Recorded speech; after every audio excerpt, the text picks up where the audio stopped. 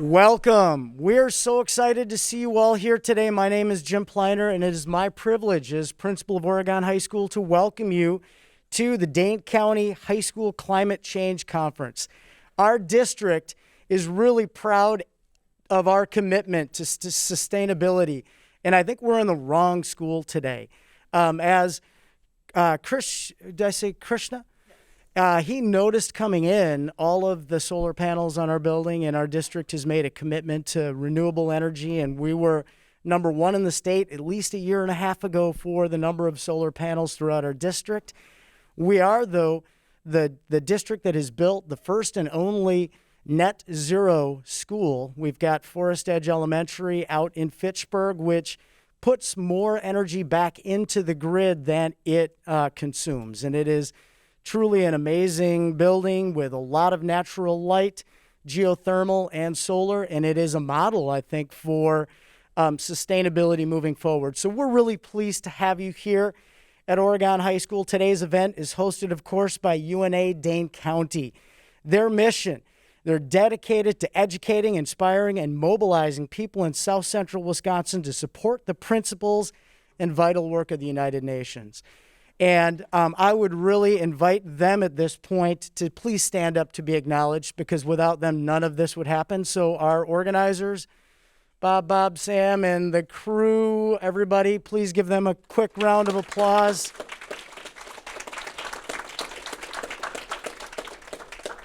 Really what their work is about inspiring leadership opportunities for all of you, because as we all know, our future is in your hands.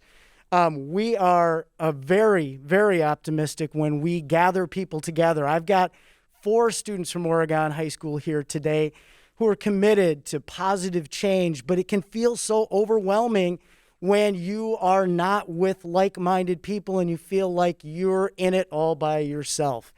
And networking with other committed folks across the county and then beyond our borders is truly the answer to sustaining your own commitment and passion to these causes, but also developing that network that is really, truly necessary for change on a grander scale. Do you agree with that?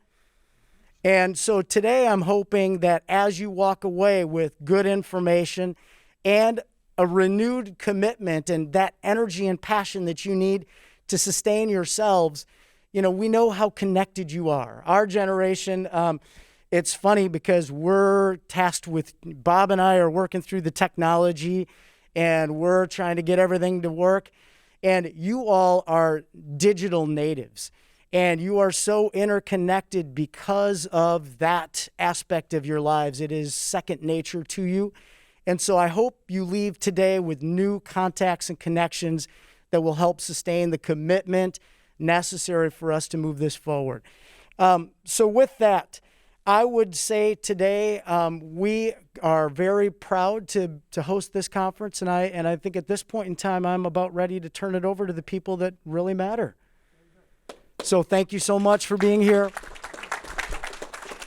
And one last comment is all you friends in the Simpson Street Free Press shirts. I was on that board for about 20 years. And that project is near and dear to my heart. And so it is so nice to see you all here. I'm sure that there will be some stories in the Free Press coming up, right? All right. Fantastic. And who am I handing off to, Bob? A little video. Thank you for being here.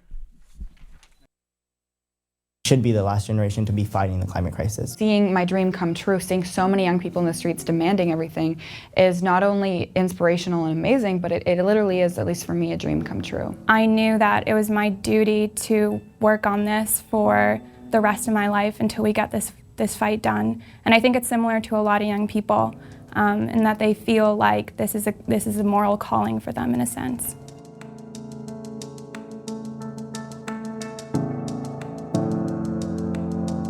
I started 5 years ago because I saw in my city of Los Angeles, we were being affected by air pollution, and learning about that, seeing how that affects our health and how students are getting asthma, how they're getting heart palpitations, and how they're getting other heart issues. It was stemming from those, from the climate crisis. Back in 2017, I had a dream of young people mobilizing for climate. And I had this vision, especially after the disasters of Hurricane Maria, the disasters of the wildfires, especially the wildfire smog from Canada that blew over my city of Seattle and made it very hard to breathe and made the city just coated in this almost apocalyptic mist. We formed this organization called 0 Hour, and over the course of a year, we built up the momentum, we built up the necessary political atmosphere in order to have the youth climate marches on July 21st of 2018 and in 25 cities around the world. And then a month later, Greta Thunberg started her school strike for climate, and the school strike for climate movement came off the back of that. I think that I am super lucky in that I have the ability to work full-time on climate, and it's really important to remember that for a lot of people, they can't strike, they can't just leave work or leave school because they would face a significant fear of economic and political backlash.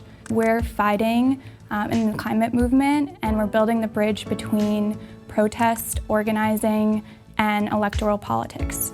And we're fighting for a Green New Deal because we know that that's going to bring in a new era in our society of justice and of equity and climate. Education is very important in this specific time because of the climate crisis, and education on the climate crisis needs to be implemented in formal education. The turning point that helped me to define myself as a climate leader was at the People's Climate March, where I saw a vast amount of people turn out for issues that intersect with climate change. It's really helped me to boil the climate crisis down as a fight for what we love and want to protect.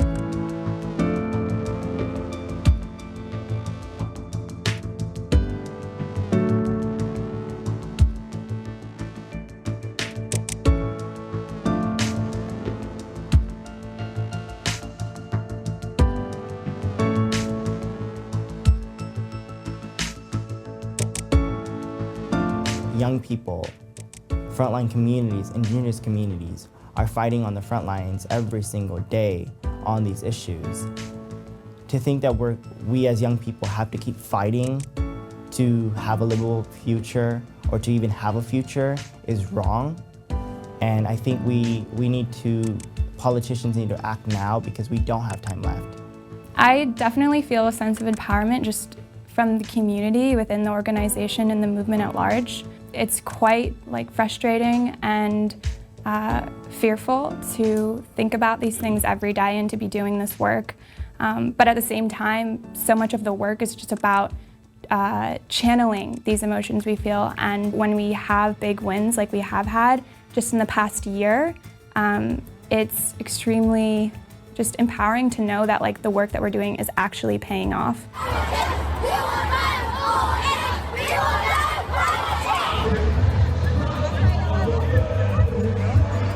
Well, I always describe the movement as an ecosystem. You know, in the forest, the birds, the worms, the trees, they all serve their own unique purpose. They work together, and they can't replace each other, but they work in harmony with each other. And so I would say find what you're already good at. If you're really good at technology or computer programming, if you're really good at art or music or dance, if you're really good at reading and writing, find what it is that you are good at and apply that skill to the movement, because we need artists in this movement. We need people who know about technology in this movement. We need organizers, we need writers, we need all of the different talents in the movement. So I'd say find what you already do, what you're already good at, and apply that into an organizational space.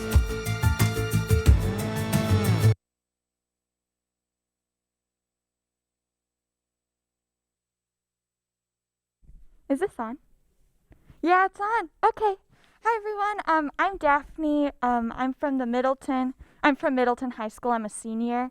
So today, me and Kajata and a few other moderators will be moderating this event, and we're so excited to be here. So I'm also the founder of an organization called the Dane County Youth Environmental Committee, or DCYEC for short. And we're a coalition of over 40 students across Dane County. And DCYEC was one of the organizers of this event, and we helped a lot. And I'm just so excited to be here. Thank you, Daphne. My name is Kajata. I'm a student at Madison East High School, and I am also a teen editor at Simpson Street Free Press. Simpson Street Free Press is a student newspaper on the south side of Madison. Our students range from second grade all the way to seniors in high school. Our main goals are to uplift students' literacy and leadership skills, while also educating the community on a wide range of topics, from space science to Wisconsin history and the environment. We also strive to close the immense achievement gap in Madison and Dane County and Wisconsin in general. You guys can find our work online at simpsonstreetfreepress.org or check us out on Facebook. And we are very happy to be here. Okay, so on the TV screens, as you can see here, we have a list of all the schools that are here today. And we welcome all of the schools and all of the organizations.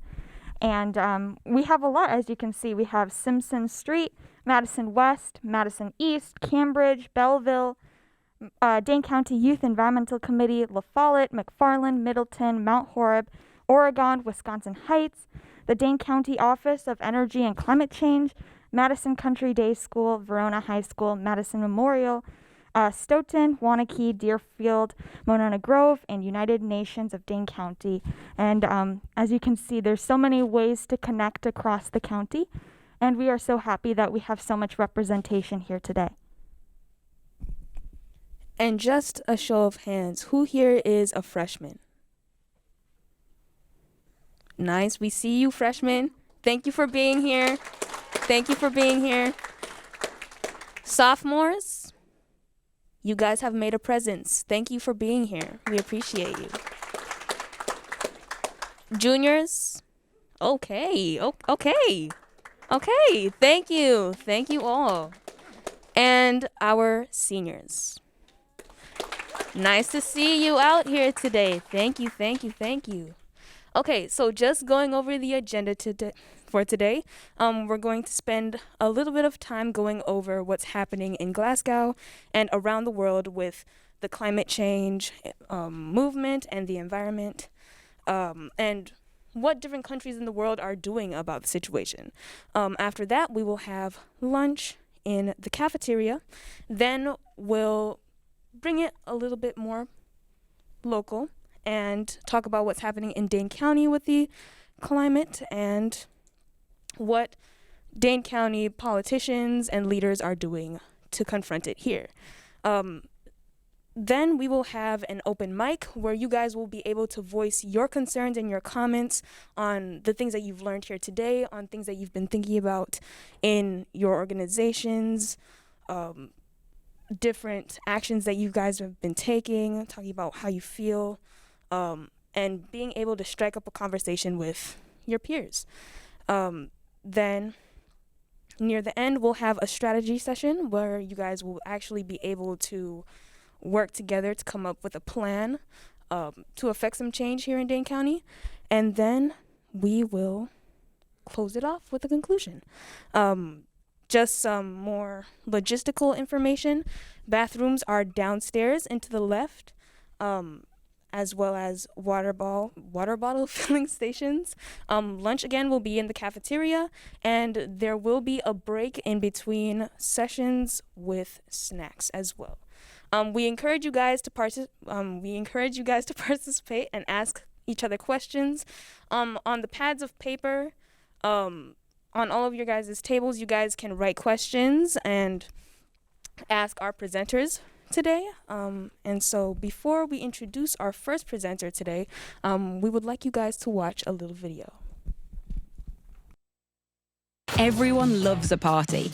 But what if I told you there was an entire conference of the parties and people from every corner of the globe would be there? Cool, right? Okay, not that kind of party.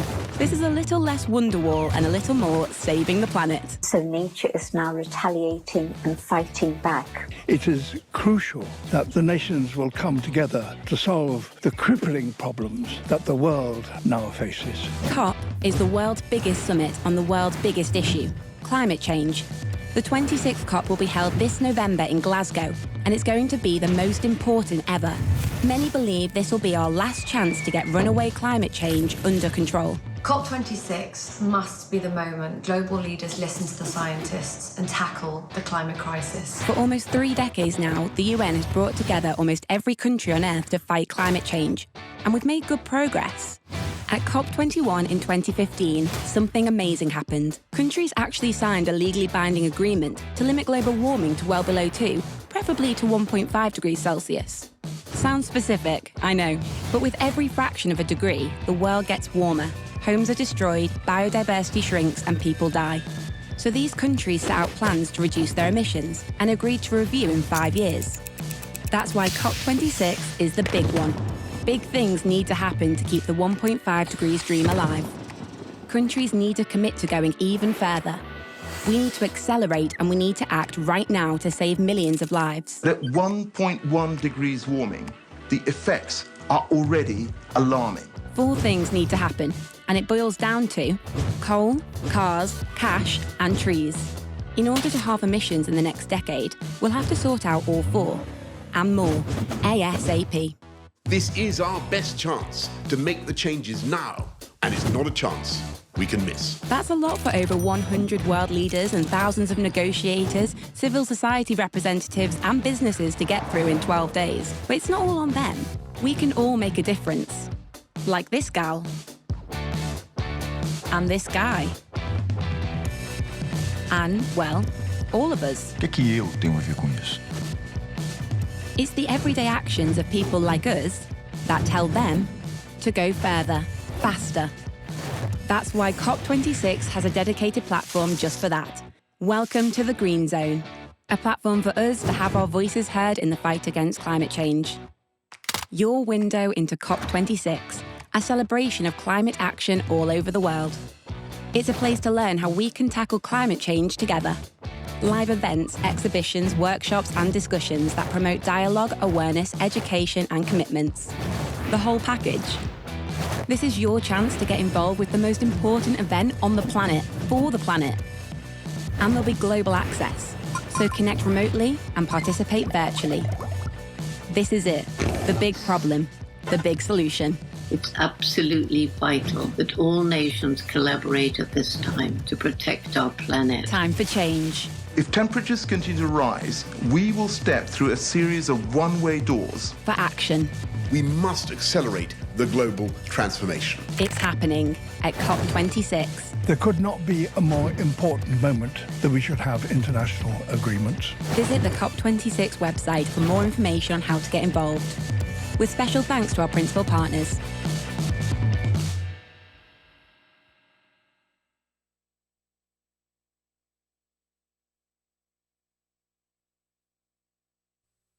On? Yay! Okay, so our next speaker is Leah Horowitz, who is a professor of environmental studies at the University of Wisconsin-Madison. She's a critical cultural geographer with a long-standing interest in supporting Indigenous peoples' rights to protect their land and water from industrial expansion. She has conducted research in New Caledonia, Malaysian Borneo, and the United States. The courses she teaches are climate change governance, Indigenous peoples, and the environment, and community-based research methods and evaluation. So I just wanted to remind you guys about the questions on the cards, and let's give a warm welcome to Professor Horowitz.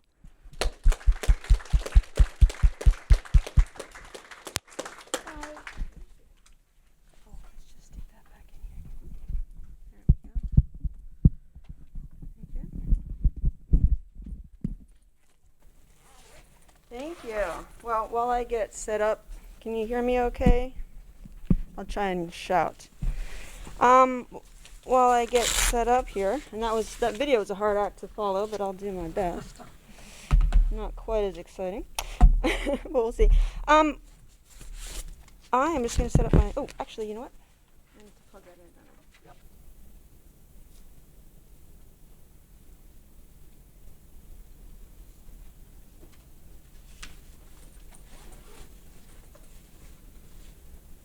Okay, we're good. Awesome. Here we are. So thank you so much to Sam and Bob and the organizers for the opportunity to speak with you guys today. To start with, I'd like to take a moment to acknowledge that Dane County occupies ancestral Ho-Chunk land in a place that their nation has called Tejup since time immemorial.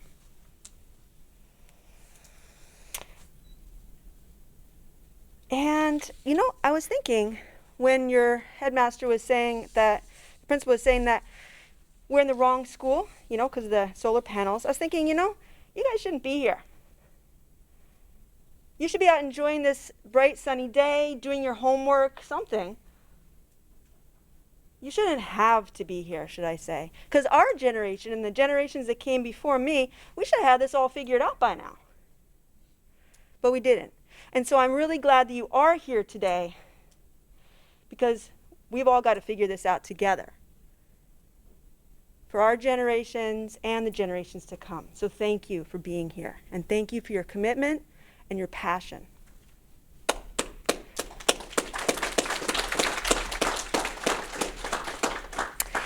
And I'm going to assume that if you made the choice to come to this talk today, I don't have to convince you that climate change is real, right?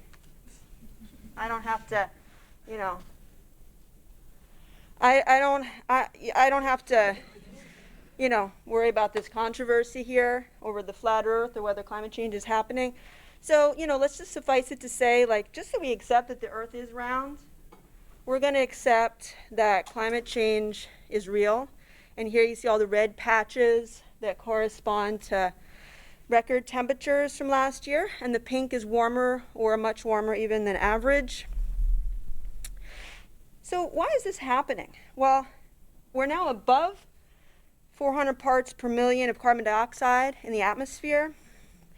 And as you can see in this graph, before now, the highest that it's ever been in the past 800,000 years was 300 parts per million. And some scientists think that in order to avoid the worst impacts of climate change, we need to get it back down to at most 350 parts per million. Okay, so where is all this CO2 and other greenhouse gases? Where are they coming from? Well, broadly speaking, you can see on the image there, the main sources are things like manufacturing, then extracting stuff for those factories to process, industrial agriculture, transportation, burning stuff like coal. And then that leads to a kind of snowball effect, no pun intended, where the warmer temperatures melt the permafrost in the Arctic, and that releases methane, which itself is a powerful greenhouse gas. So, okay, we need to stop dumping CO2 and other greenhouse gases into the atmosphere. But even if we completely stopped today, there's still too much already in there. So we also have to suck carbon back out of the atmosphere. Well, luckily, Earth already has some ways of doing that. It's called the carbon cycle. It works like a thermostat in order to keep the planet's temperatures relatively stable. But it relies on healthy forests and healthy oceans. Okay, so we know at least the broad outlines of what we have to do. We have to transition away from fossil fuels, which are carbon sources, right? In other words, they're putting carbon into the atmosphere. We have to transition away from them to renewables. And we have to maintain or increase the health of our forests and our oceans, which are carbon sinks. In other words, they're soaking up carbon from the atmosphere. So how do we actually achieve that? Well, it's not easy. And climate change can be addressed and needs to be addressed at every scale, and, and by everyone, including cities and states and nations, corporations, you name it. But today, I think we're here to talk about, if I understood correctly, we're here to talk about international efforts, right? So let's discuss some issues in international negotiations, and let's talk about the challenges, but also the opportunities that are involved in trying to achieve cooperation to address climate change, which has to occur among essentially all the nations on the planet. And as you may know, there are around 200 countries in the world right now. That's a lot of countries. And of course, they all have different interests at stake, and they're going to experience different benefits and costs both from climate change itself and from efforts to stop it.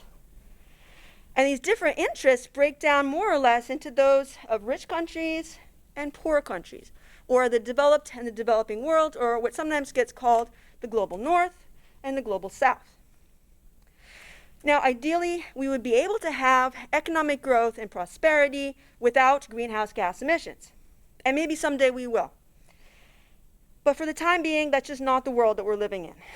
Instead, the more wealth a country has, the more its citizens consume, and that means burning a lot of fossil fuels in different ways, like we just saw, transportation, agriculture, industry, electricity generation, etc. So in other words, the bigger the economy, the more the emissions. So in this map, the country's size shows what proportion of the world's greenhouse gases that country emits as a whole, and the color shows how much per capita, with red being the highest emissions per person. And consider this, right? Since those big rich countries are creating the most greenhouse gas emissions, they have the potential to really reduce global warming by reducing those emissions. Great. Except that they also have the least incentive to do so. First, because they're often found in locations that will be less impacted by climate change. Look, we're all going to be impacted by climate change, right? Don't kid yourself. But some countries, like small island nations, and places that tend to get a lot of storms, or they're in low-lying coastal zones, they're going to be impacted even more. And of course, that means there's going to be a whole lot of climate refugees, and they're going to have to go somewhere. And they're going to end up on the shores of wealthier countries. But no one's really thinking about that very much right now.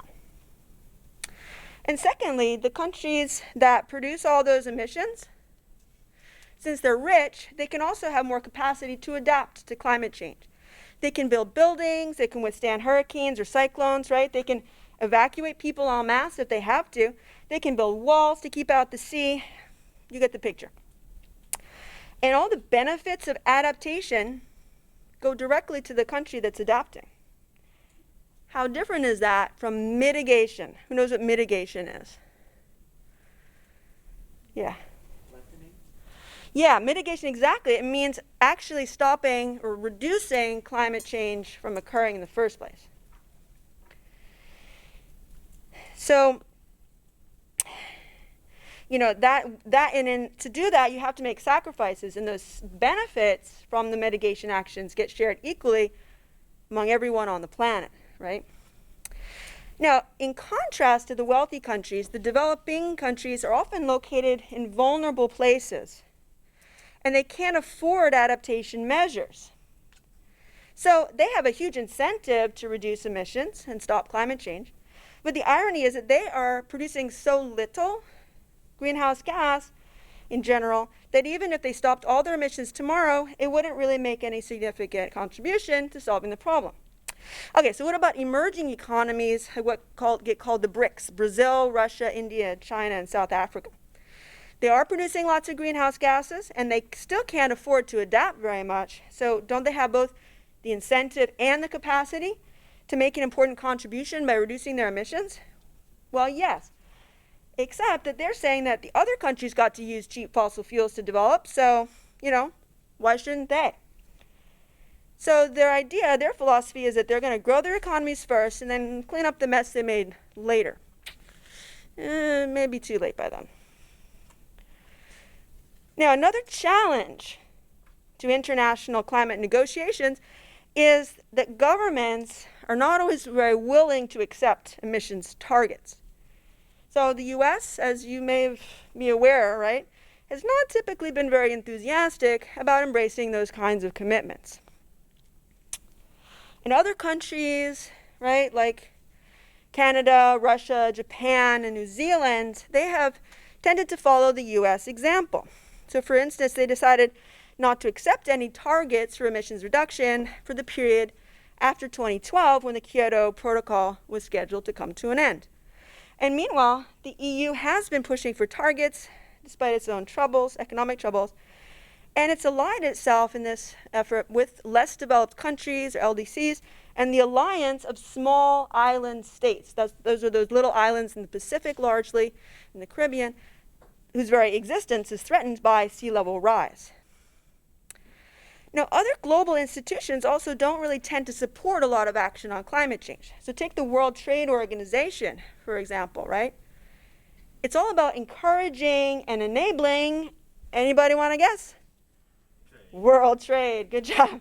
So, emissions from transporting all those traded goods, those emissions are a major contributor to climate change. Plus, of course, the more we consume, the more emissions are generated. And the World Trade Organization wants to stop any attempt to get in the way of free trade, including things like refusing to purchase products from a country just because it has lax environmental regulations. But research has shown that these kind of regulations are not insurmountable, so politicians shouldn't use them as an excuse not to take action on climate change.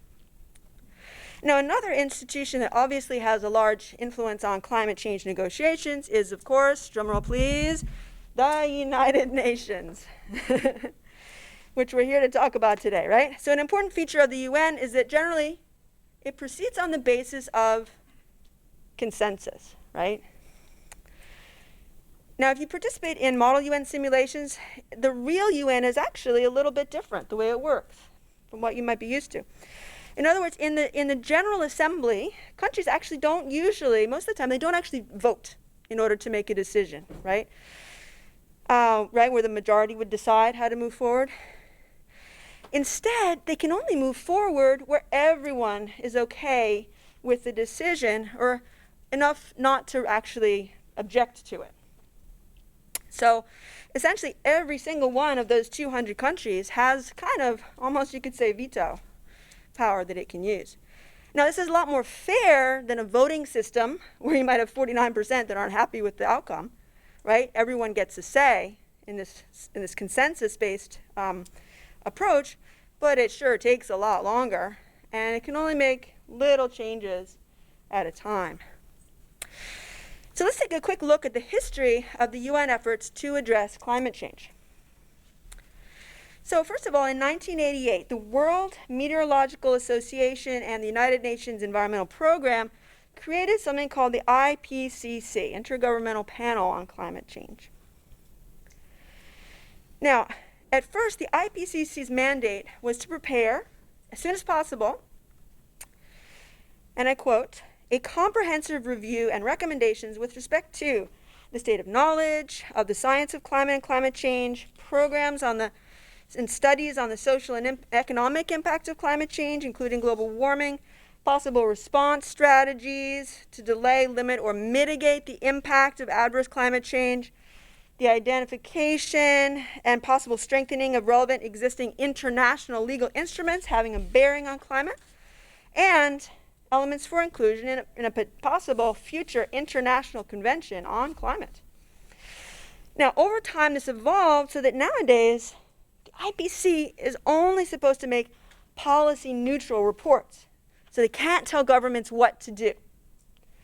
So, in 1990, the IPCC generated its first assessment report, which was followed in 1995 by the second assessment report. In 2001, we had the third assessment report. In 2007, the fourth. And in 2014, the fifth. And just this last year, we saw the sixth assessment report. Okay. Enough research and recommendations. Come on, what have governments actually been doing about climate change? Well, the IPCC's first assessment report in 1990 inspired the United Nations to try and come up with a framework convention on climate change, which had happened ahead of, just before, the UN Conference on Environment and Development, which was going to happen in 1992. So, in 1991, the UN Intergovernmental Negotiating Committee started negotiating a treaty on climate change. Now, it wasn't easy because, as we know, there are a lot of different countries, a lot of different interests at stake, right? But after 6 meetings in 1992, the INC, the Intergovernmental Negotiating Committee, came up with the UN Framework Convention on Climate Change, or UNFCCC. And it set a goal for addressing climate change. Stabilization of greenhouse gas concentrations in the atmosphere at a level that would prevent dangerous anthropogenic, that's human-made, interference with the climate system. Such a level should be achieved within a time frame sufficient to allow ecosystems to adapt naturally to climate change, to ensure that food production is not threatened, and to enable economic development to proceed in a sustainable manner.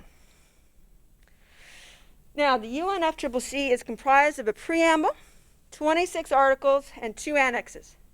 And the preamble talks about climate change as a, quote, common concern of humankind. It recognizes the responsibility of the developed countries for greenhouse gas emissions. It acknowledges that developing nations need to focus on eradicating poverty, and so that countries should exercise their rights, but without damaging other states' environments. And it suggests that, this is interesting, even if there is some uncertainty about climate change, right? There's always uncertainty about everything in life, as we learned with this last year and a half with COVID, right? Especially. Even if there's some uncertainty about climate change, we should take up an approach of no regrets. We don't have to look back and say, if we'd only acted in time. Does anyone know what that's called? Have you heard of that one before? That principle? It's called the precautionary principle, right? So even if we're not 100% sure, take precautions just in case. All right, so in recognition of the differences between the developed and the developing nations, the convention divides them up into, you got Annex 1, which is the developed world, and you had non-Annex 1, which is the developing world. But then some Annex 1 countries argue that their economies were still in transition, so they couldn't be expected to help the developing countries. So then they added this other category, Annex 2, for the even wealthier, the wealthiest of the developed countries, which includes the United States. Now, in order to further assign responsibility for tackling climate change or acting on climate change, the convention has these 5 principles, right? It's got equity. That means everyone has responsibilities, but developed and developing countries have different capabilities and therefore different responsibilities. There's the principle of helping particularly vulnerable countries. Again, that precautionary principle, right? Cost-effective measures to prevent harm, even under conditions of uncertainty. It's got the principle of sustainable development and a supportive, open economic system. Now, more important than these general principles were the commitments for the ratifying parties. I can share my PowerPoint if people are interested after, so you don't have to scribble notes furiously. It's okay. Okay, so I'll send it to the organizers. Thank you. Yeah, no worries. Everyone had to, in these commitments that they made, everyone had to take stock of their greenhouse gas emissions, as well as their forests, right? Which, remember, those are carbon sinks. They could remove carbon from the atmosphere. So both take stock of both their sources, like the cars or factories, and their sinks, like the forests. And then everyone had to have a plan for how to address climate change in their own country. And on top of that, developed countries had to help developing countries with financial and scientific and technical resources, including technology transfer, right? Providing technology to places that didn't have it. But how much the developed countries were expected to help the developing countries wasn't so clear. Now, the UNFCCC also came up with a concept that would be very important in international negotiations going forward. At this time, they called it joint implementation, or JI. Now, the idea was that it doesn't matter where carbon emissions get reduced as long as they get reduced somewhere on the planet. So instead of investing in changing their own technologies, developed countries might find it cheaper, more convenient to invest in helping developing countries reduce their emissions. Now, this is actually problematic for a whole bunch of reasons. And developing countries worried that this would mean that they would be obliged to accept assistance in the short term that would keep them from developing in the long term. So at this first conference of the parties, COP1 in 1995, the meaning of JI got changed so that developed countries could invest in projects in other developed countries. But developed countries liked this idea so much that it got resuscitated later on in the form of something called the Clean Development Mechanism, CDM, which I'll see if I can have time to discuss later on. Now, another very important point regarding commitments is that the Climate Convention included no legally binding quantitative targets for greenhouse gas reductions. And one of the most vocal opponents to that very idea of having legally binding quantitative targets was, anybody want to guess? Which country? The USA, right? Anybody know who the president was at that time? This is long before your day. Clinton, maybe? Oh, you're close. It was actually Bush. George H.W. Bush, the senior. So he famously said, just before the Earth Summit, he said, the American way of life is not up for negotiations, period. Now, this convention also did not address adaptation very much or how to finance it, particularly for developing countries. And it didn't talk about the fact that climate change is going to create about 50 million refugees. So what happened next? So this convention, UNFCCC, did get adopted at the Earth Summit, also known as the UN Conference on Environment and Development, which took place at Rio in Brazil in 1992.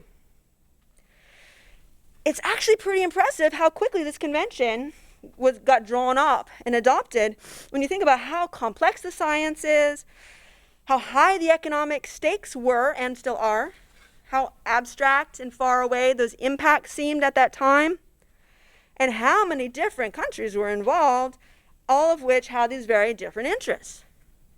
But they did it. Why? Well, for one thing, at that time, there weren't a lot of climate skeptics. And policymakers respected science, would you believe?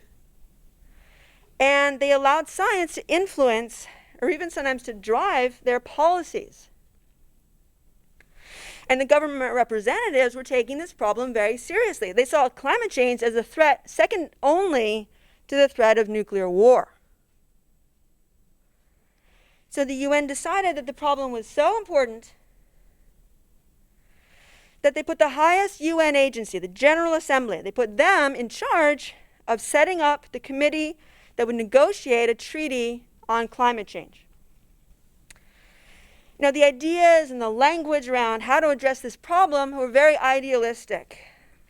People talked about the importance of equity and responsibility and moral obligations and achieving, and I quote, a harmony between society and nature. Okay, let's see what happened next. So by March 21st, 1994, the UNFCCC had enough signatures that it was able to enter into force. So by now, nearly every country in the world, 197 countries, have ratified this convention. And the countries that have ratified it are called parties to the convention, like they're talking about in the video. Now, pretty much every year, starting in 1995, the representatives of those countries have met in different locations around the world. As you know, right now it's Glasgow. And they try to negotiate agreements about taking action on climate change. So those meetings are called the Conference of the Parties, or COP, right? So, for example, the meeting in Paris in 2015, which I talked about in the video and we'll learn more about in just a minute, that was COP21, meaning it was the 21st Conference of the Parties. Right now we're in the middle of COP26. All right, so then, after that, then came the period between 1997 and 2005. Now this time period starts with COP3 in Kyoto and the drafting of the Kyoto Protocol. Now the Kyoto Protocol set targets for emissions. It actually did. But it also talked about sustainable development, energy efficiency, protecting sinks. Anybody remember what sinks are? What's an example of a sink? Yeah. Yeah, trees, forests, oceans. And it talked about renewable energy, carbon sequestration, capturing carbon, right? Stopping subsidies that encourage fossil fuels, and lots of other things. It also talked about cooperation quite a lot, particularly developed countries helping developing countries with technology and capacity building. And it listed 6 different types of greenhouse gases, and it set a goal for developed countries to reduce their emissions by 5.2% by 2012. That was the most that could be negotiated, but realistically, it wasn't really what they needed to do to solve the problem. And note too, the protocol didn't ask countries to reduce their fossil fuel use per se, or to promote renewable energy. Instead, it asked them to reduce their emissions. In fact, it asked them to commit to reducing net emissions. So what does that mean? In total. Exactly. So like the emissions take into account whatever emissions there may be sucking up elsewhere. So let's look at that a little more depth. All right, so the protocol also provided for flexibility measures, right? And that included what we talked about just a little while ago, joint implementation, right, JI. And as you recall, that means where a developed country could pay another developed country to reduce its emissions instead of that country reducing its own emissions. And emissions trading, where a country that was already producing less carbon than its target allowed it to, it could then sell those credits to another country that was then produce more carbon. And also that clean development mechanism again, CDM, where we see it came back. They liked it so much, where developed countries could avoid reducing their own emissions by investing in projects in developing countries. Now, these flexibility measures actually made it a lot more complicated to measure those net greenhouse gas outputs. Now, if you generate more emissions and you pay somebody else to generate less emissions, or at least keep them the same, what do you think is problematic with that? Yeah. Well, eventually, the countries that generate more emissions aren't going to want to stop. There's that, yeah. Anybody have any other thoughts on why that's problematic? What information don't you have if you're going to do that? If you want to make sure that no more carbon at this moment is being generated, and you're paying someone else, not to cut down that forest, well, how do you know they weren't going to not cut it down anyway, right? So, you might not have actually done anything to reduce your net global emissions. In fact, sometimes it was just the opposite. You're actually making them worse. And so these measures made it much harder to determine whether a country was actually meeting its targets. And it also raised some human rights issues. Now, in any case, right away, the U.S. Senate unanimously passed a resolution that the Senate would not ratify any agreements that had targets for developed countries unless that same agreement also set targets for developing countries. And the EU decided they would not ratify the protocol unless the US and Japan signed on. And the developing countries didn't want to make sacrifices until they saw the developed countries taking action. So everyone was considering only their short-term national interest and not the long-term international interest. And everyone was kind of stalling and blaming everyone else. So, whoops. Yeah, that's the human rights issues. My little cartoon, my little attempt at humor today. All right. So it wasn't until 2005 that enough countries signed on to the Kyoto Protocol that it was able to come into force. And that meant that the signatory countries committed to reduce their emissions starting in 2008 until 2012. And meanwhile, the IPCC continued its work, and it became even more confident that, yes, human activity was causing global warming. And then in 2007, the IPCC won the Nobel Peace Prize along with Al Gore for his climate advocacy, such as his 2006 film, An Inconvenient Truth, which I actually saw when I was pregnant with my first child. He was somewhere here in the room today. I won't embarrass them. But at the same time, climate skepticism appeared on the scene and has played a powerful role in putting the brakes on climate change mitigation efforts. And in large part, this has been driven by the fossil fuel industry and their efforts not to debunk the science, because they can't do that, but to sow seeds of doubt in people's minds.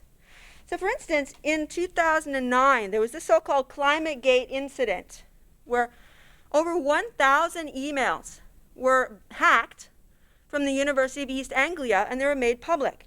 And climate skeptics, who didn't understand the jargon that the scientists were using, they claimed that these emails were proof that climate change wasn't happening. Of course, that wasn't true, but unfortunately, it fed into public skepticism of climate science and scientists. But then there was Hurricane Sandy in the US in 2012, and other cyclones and natural disasters around the world, and these kind of brought home, at least to some people, what it would mean for climate change to increase the numbers and intensity of these kinds of storms, and the fact that they could impact even wealthy countries like the US.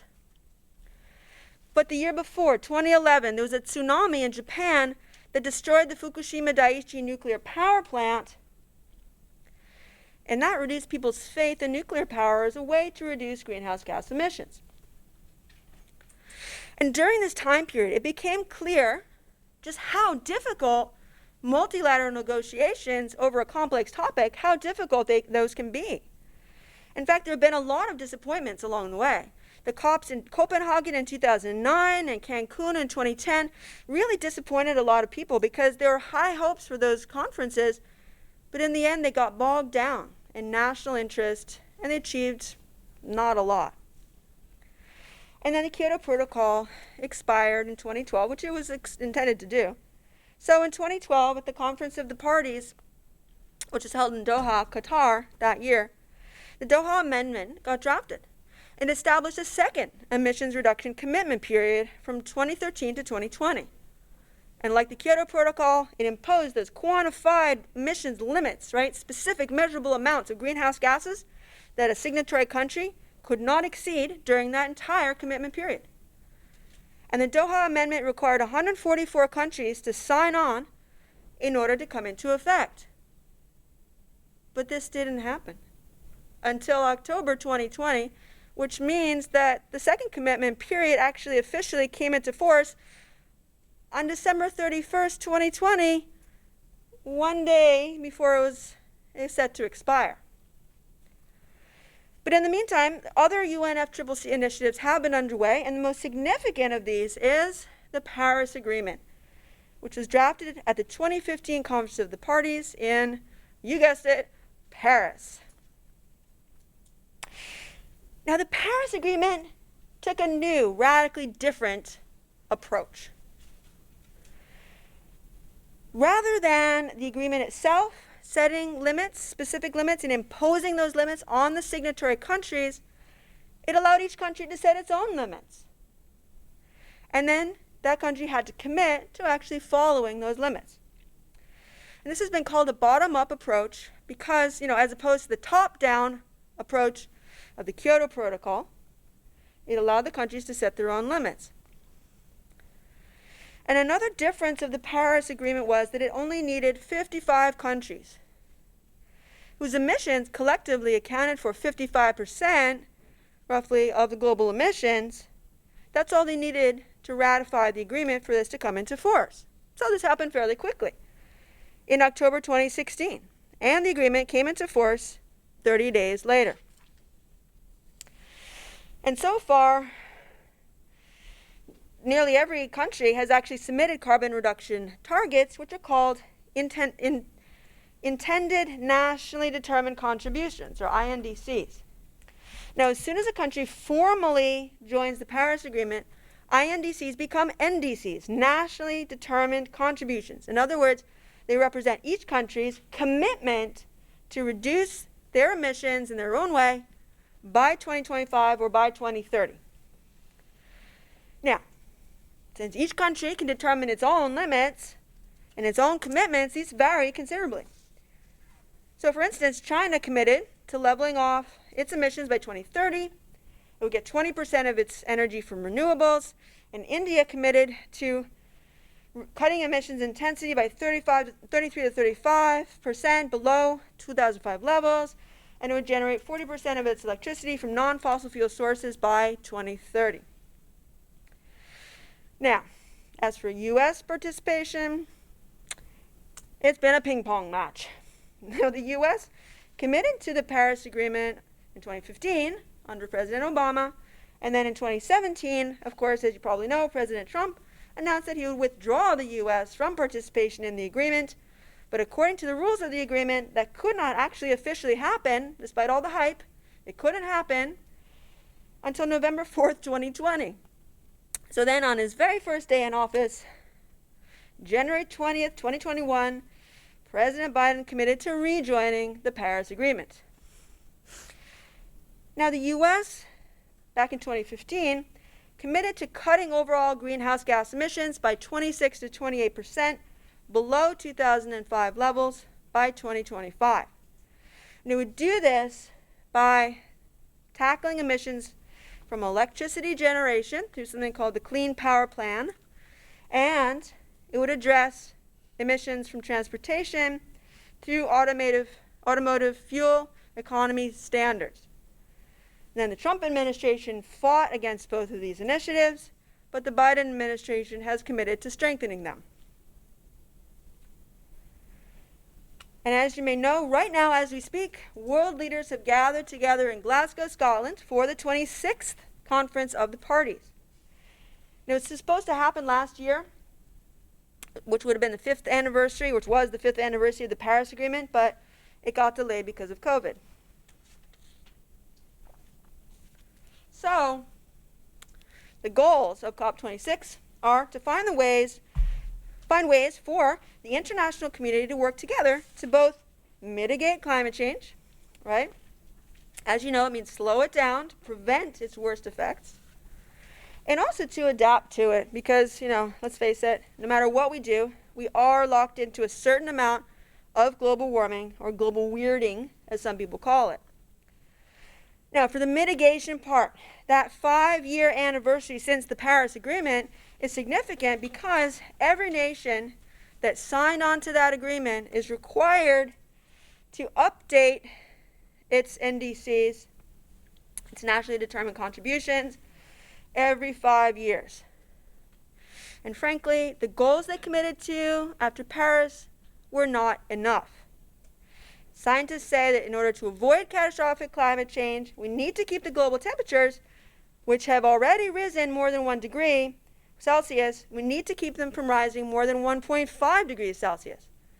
But the NDCs after Paris, they were set after Paris, they would allow global temperatures to rise about 3 degrees Celsius. So we need to do better. And in fact, leading up to COP26, over 100 countries did update their NDCs, and the G7 countries, those are the 7 largest economies in the world, all committed to targets that would get them to net zero emissions by 2025. Now, for the adaptation part, each country is being asked to provide an adaptation communication, that is to say, a summary of what they're doing and what they're planning in order to cope with the effects of climate change. Things like building seawalls or creating early warning systems, and they have to say what help they need in order to deal with the upcoming effects of global warming that they expect to face. And the good news is that there have been a lot of pledges. There have been pledges to protect forests, to stop methane emissions, and to help developing countries adapt. But pledges are one thing. Actions have to follow. And some of the many challenges that delegates are facing in Glasgow right now include climate finance. In other words, climate mitigation and adaptation both cost money.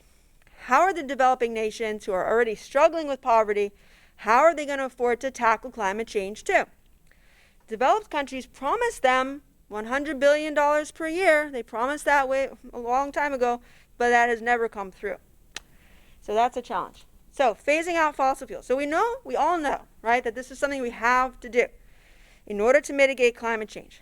But countries are reluctant to do this because we depend on fossil fuels so much. For example, even coal, which is the dirtiest, dangerous, most polluting fossil fuel, countries have not been able yet to agree on a date to stop using it, or sometimes even to commit to stop at all. COVID's a challenge. Many developing nations have not yet received vaccines, so it's really risky for the delegates to travel. Plus, travel restrictions are still in place, so a lot have not even been able to make the trip to Glasgow. And politics.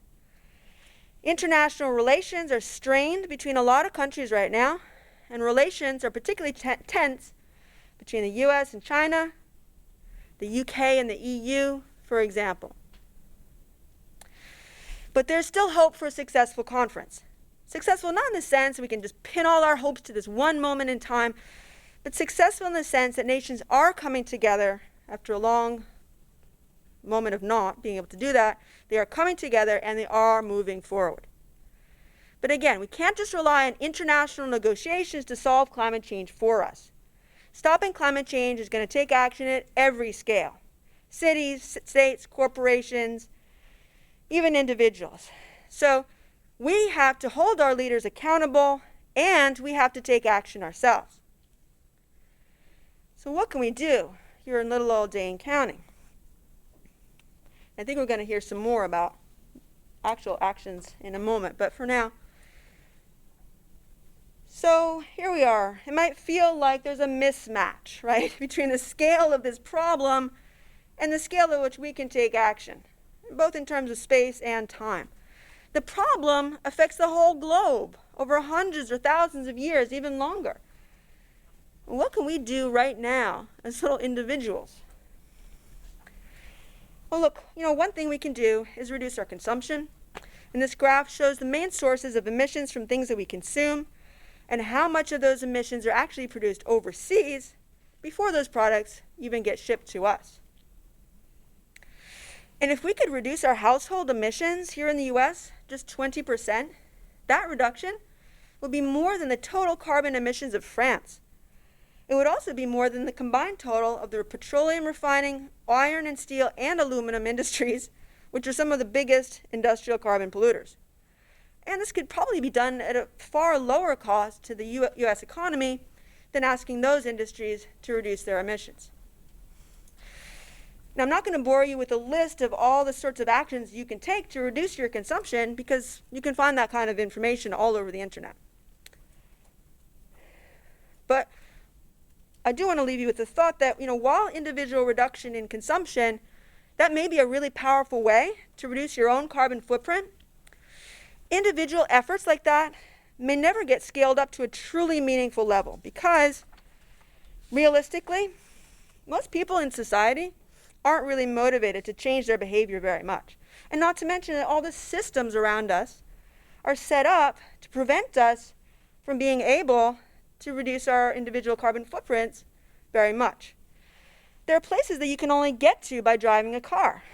And it's pretty hard to buy food that doesn't have any plastic packaging that can't even be recycled, for example. Which is not to say that we shouldn't try at an individual level. My household, we certainly make quite a large effort to do that. But if you and I really care about climate change, what's vastly more powerful than anything we could do individually is to get involved politically. Now, you might not be old enough to vote quite yet, but you can still write a letter to your government representatives. Or you could even send a letter to the editor of your local newspaper. Or you could volunteer with a local group. And one of the nice things about Madison is that there's so much activism here, so many different groups to choose from. There's 350 Madison, has a student organization, I think. Citizens Climate Lobby, there's Extinction Rebellion for something a little more exciting. Lots of other groups and initiatives to get involved with, even in high school. And if you can drag your parents or your friends or siblings along, even better. And if you're feeling skeptical about what a person as young as yourself can accomplish, just consider this. In 2015, a court case was filed against the US government for not only not doing enough to mitigate climate change, but for actually contributing to it. And this lawsuit is sometimes nicknamed the Children's Climate Lawsuit because the roughly 20 plaintiffs, who actually include a UW-Madison undergraduate there, second from the left in the front row, that's our own UW-Madison undergraduate from Wisconsin. All of these people were, at the time, all of them were under the age of 21. And these youth are suing the federal government agencies for contributing to climate change by doing things like promoting, supporting, and permitting extraction, transportation, and the use of fossil fuels. The plaintiff's argument is that the government has violated their fundamental constitutional right to a livable planet. And this case is still ongoing. It's gradually working its way through the courts. So as you can see, we can do a lot if we work together. So if I leave you with one thought today, it would be to consider scaling up, not just addressing your individual impacts, but also advocating at a higher scale where important decisions are being made. And just for a little extra inspiration, I'd like to close with this poem by Amanda Gorman, who, as you may know, was named the first National Youth Poet Laureate in 2017.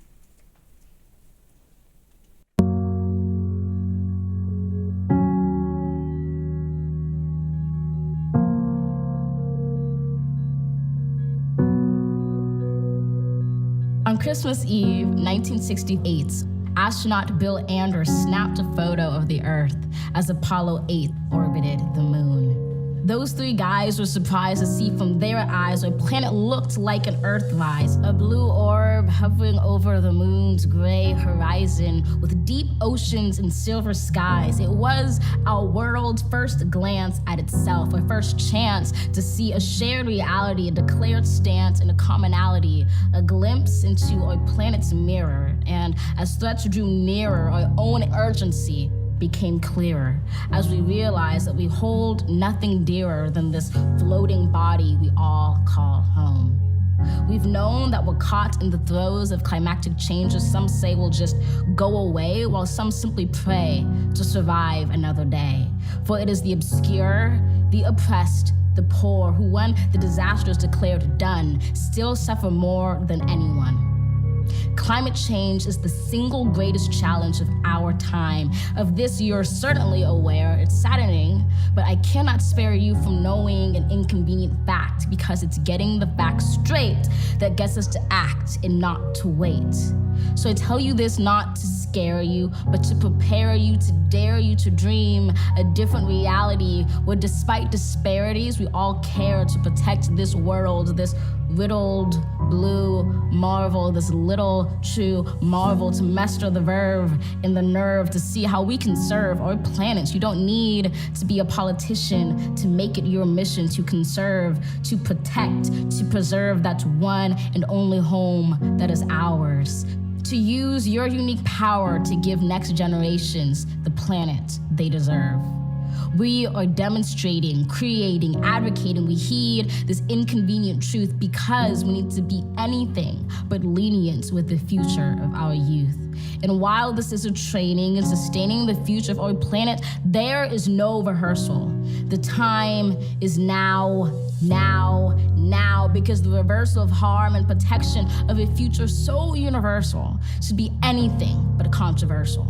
So, Earth, pale blue dots, we will fail you not. Just as we chose to go to the moon, we know it's never too soon to choose hope. We choose to do more than cope with climate change. We choose to end it. We refuse to lose. We do this and more, not because it's very easy or nice, but because it is necessary. Because with every dawn, we carry the weight of the fates of this celestial body orbiting a star. And as heavy as that weight sounded, it doesn't hold us down, but it keeps us grounded, steady, ready, because an environmental movement of this size is simply another form of an Earthrise. To see it, close your eyes, visualize that all of us in this room and outside of these walls or in these halls, all of us change makers, or in a spacecraft floating like a silver raft in space, and we see the face of a planet anew. We relish the view, we witness its round green and brilliant blue, which inspires us to ask deeply, wholly, what can we do? Open your eyes, know the future of this wise planet is right in sight, right in all of us. Trust this earth uprising, all of us bring light to exciting solutions never tried before, for it is our hope that implores us at our uncompromising core to keep rising up for an earth more than worth fighting for.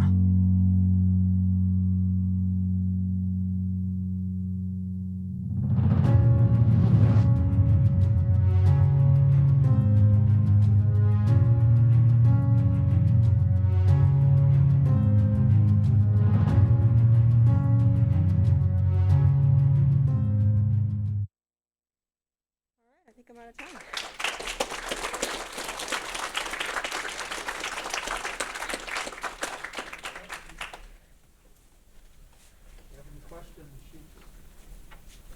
I can take hands too, whatever's easiest. Yep, okay. Am I satisfied with the Cubs have accomplished? Why or I not? Well, I mean, are you satisfied? Is anybody satisfied? Oh. Question was, are you satisfied with what the cops have accomplished? Why or why not? I mean, me personally, you know, it's hard, like I was saying, it's hard with these international negotiations. I think, and I just don't think we're ever going to really be able to rely on them to solve the problem for us, like I was saying. I think we need action at the local level. Cities can actually do a lot. States can do a lot. Nations on their own can do a lot. So these international negotiations, I mean, they're important. They're an important piece, but it's always going to be tricky, at least at the current time. We can do a lot. International action can achieve a lot. We did it with the Montreal Protocol. We ended CFC destruction of the ozone layer. Unfortunately, politics has gotten in the way here with this issue. So it's tough. But if all the different scales of governance work together, I think there's still hope. I know there's still hope. Do you want me to take hands, or how do you want me to do it? Sure, yeah, that'd be great. Should I just take hands? Like I say to my students, this is what's called a wicked problem. That's really what it's called. Like, that's the official term. Because there's so many different aspects and features to this problem, there's no one silver bullet, simple solution, and there's no one widely agreed upon solution. That's why it's called a wicked problem. So I don't have all the answers. And I don't even have all the expertise because, you know, I teach this course, like was mentioned at the beginning. And that course involves economics, public policy, psychology, I kid you not. I mean, and I'm a geographer, right? So it's just, there's a lot of different angles to this. So I'll do my best. I will field your questions to the best of my ability, but don't look to me for all the answers. You got to take it with a grain of salt. Yes? How do we unify a country or a world that so often values polarization over everything else? It's a good question. I mean, one of the things is the media. And the media plays a large role in this polarization. They portray a controversy and a debate when there is not one. There isn't. The scientific consensus is so clear, right? And if you know anything about science, you know that scientists don't try to have a consensus. They try, if you can find something that says something that completely rocks the boat and shifts the paradigm, right? Like Newton and Einstein did, wow, your career is made. But they haven't been able to do it. So if they could, they would have. If you could have somebody really showing that climate change was not happening, that they would be really famous. They can't, because it is, right? So the media portraying that is being irresponsible. Write to your local newspaper if you want to change that. You know, make it clear that they're being irresponsible. Hold them accountable. I think I'll take another question. That's all right. Yeah. That kind of the emerging countries, like I think Brazil was an example. They are, even though they have the motivation and enough money to make some changes, they feel like they should develop first and clean it up later, like you said. Is there a way, like a country that, like the U.S. or similarly developed nations that are maybe like use fossil fuels to develop their economies, can kind of connect with and encourage those nations? Absolutely, it's a great question. So if you didn't hear it in the back, how can developed countries that already have the technology, how can they help developing countries who are trying to develop and can't necessarily worry so much about climate change because they have to take care of their citizens, get them out of poverty?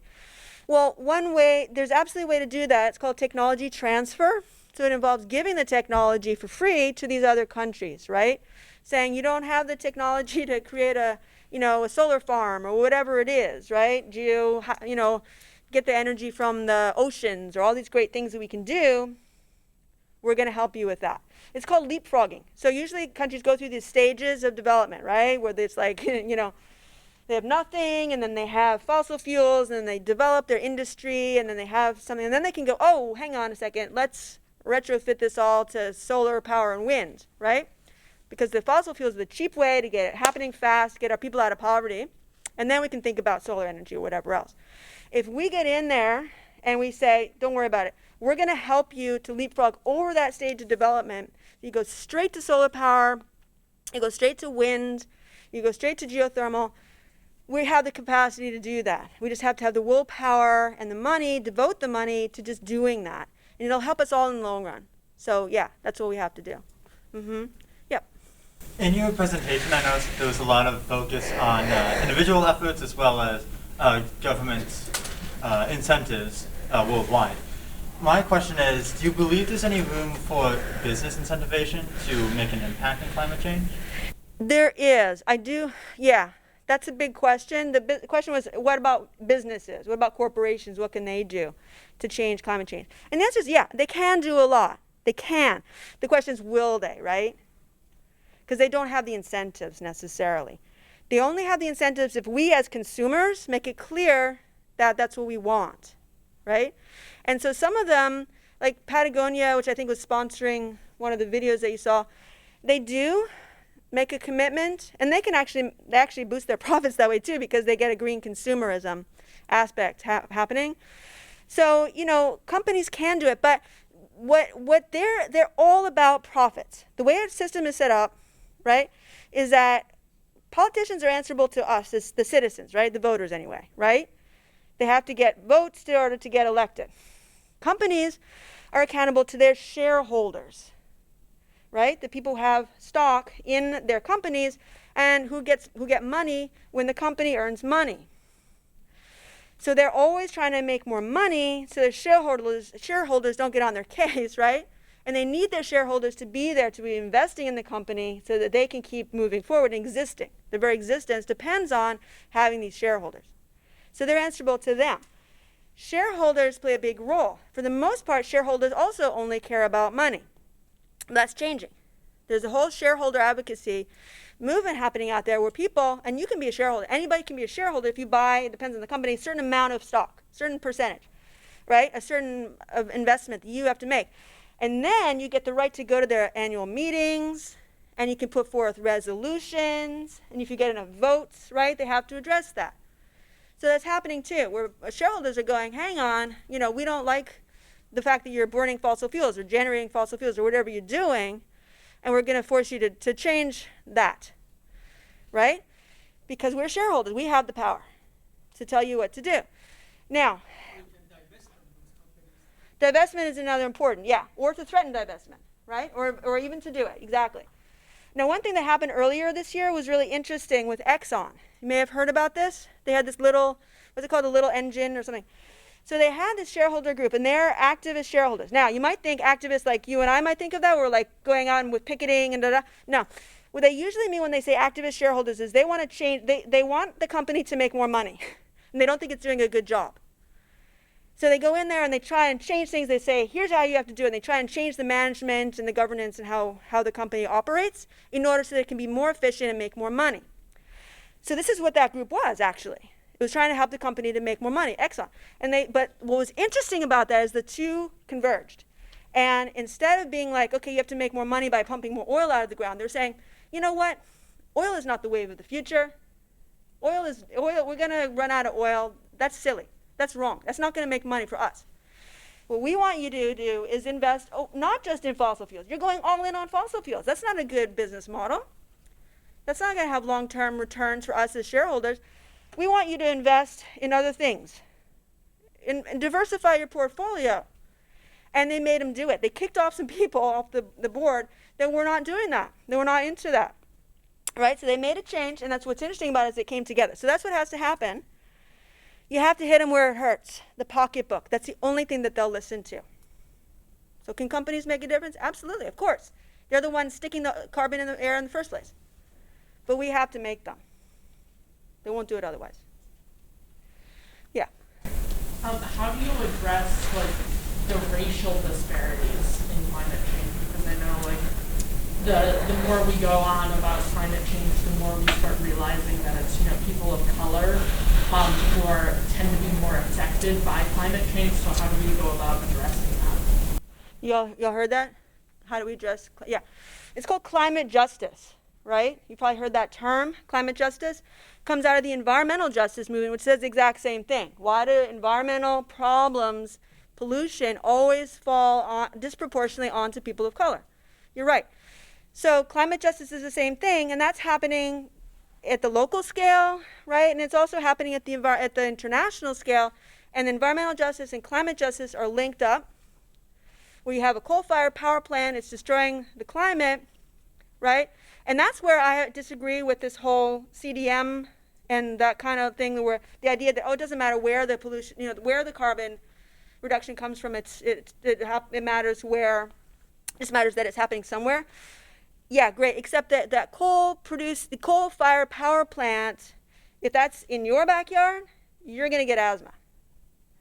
So whoever, so it's not just it can be wherever. No, it has very localized impacts as well, right?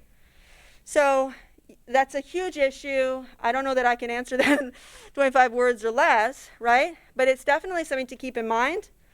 At an international scale, where we have some people, like I was saying, disproportionately experiencing the impacts of climate change, like the small island states in the Pacific that are going to be literally underwater, like the disproportionate impacts of industry, all those climate change, when it's going to impact wealthy countries too, because all those climate refugees, they're going to go somewhere.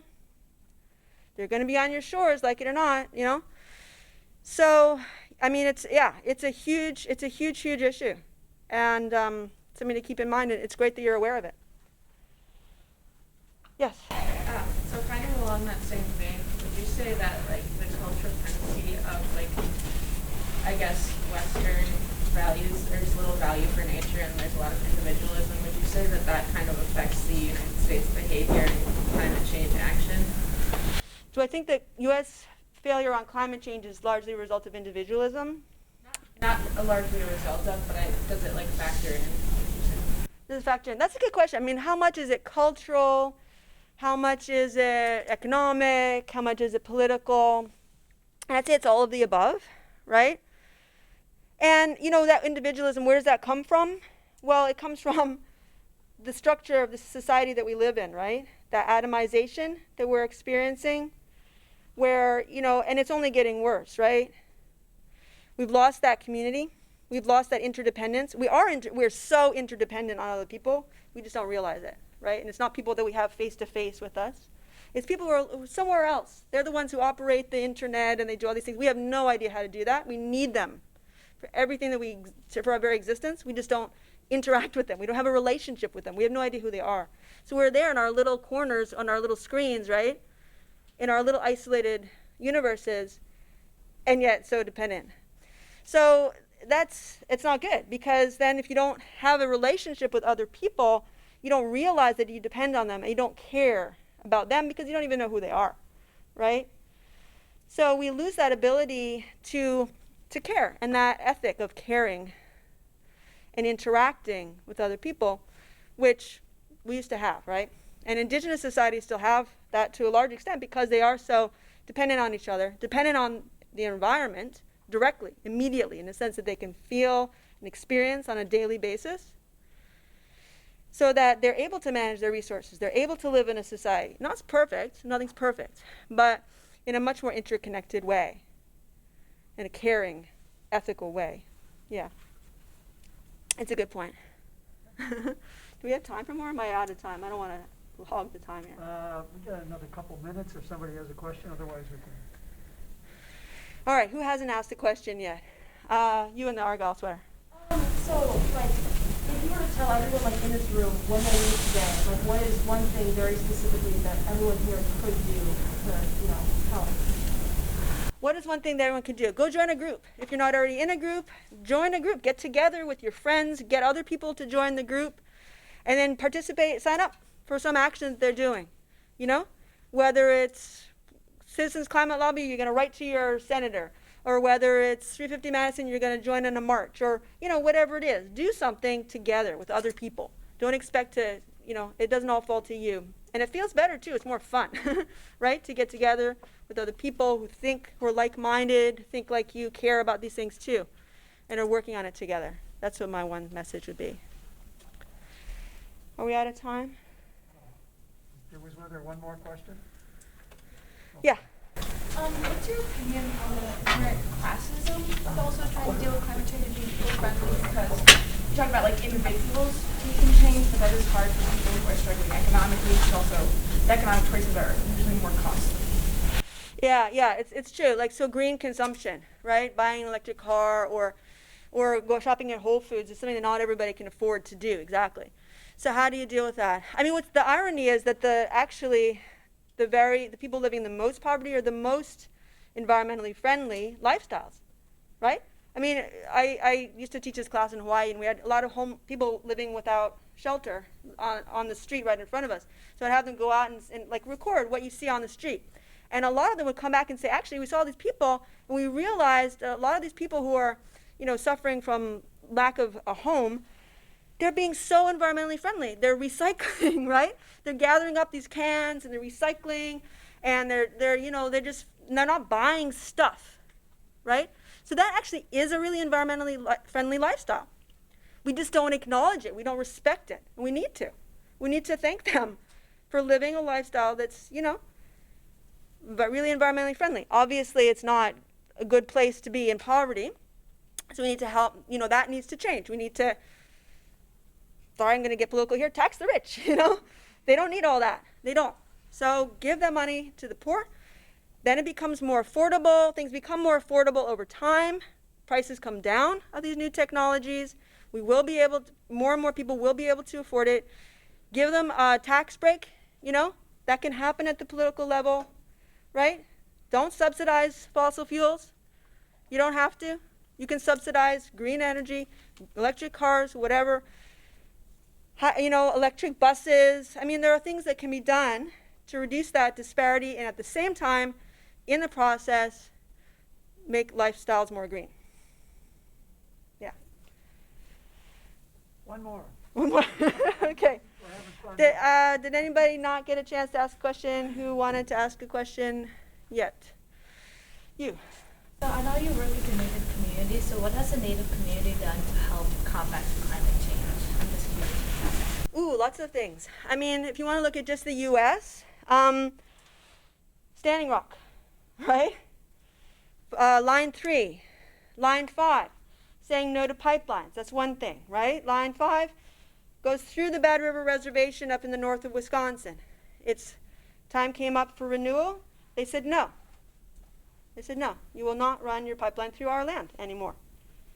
That was a big step. It took a lot of guts, and they did that. Fighting against Line 3, fighting against oil pipelines. That's a big thing. We can't get confused and think that their struggles do not map exactly onto climate change struggles. So people get confused. They think it's the same struggle. They have their unique struggles, and we need to respect that and listen to them and listen to their leadership and not just assume that we can come in and it's the same thing. It's not. However, they're doing a lot. And where Standing Rock is, they're putting in solar farms. There's wind farms going up. I mean, there's a lot of effort for renewable technologies, renewable energies on native lands. Yeah, lots of things. Are we out of time? Thank you.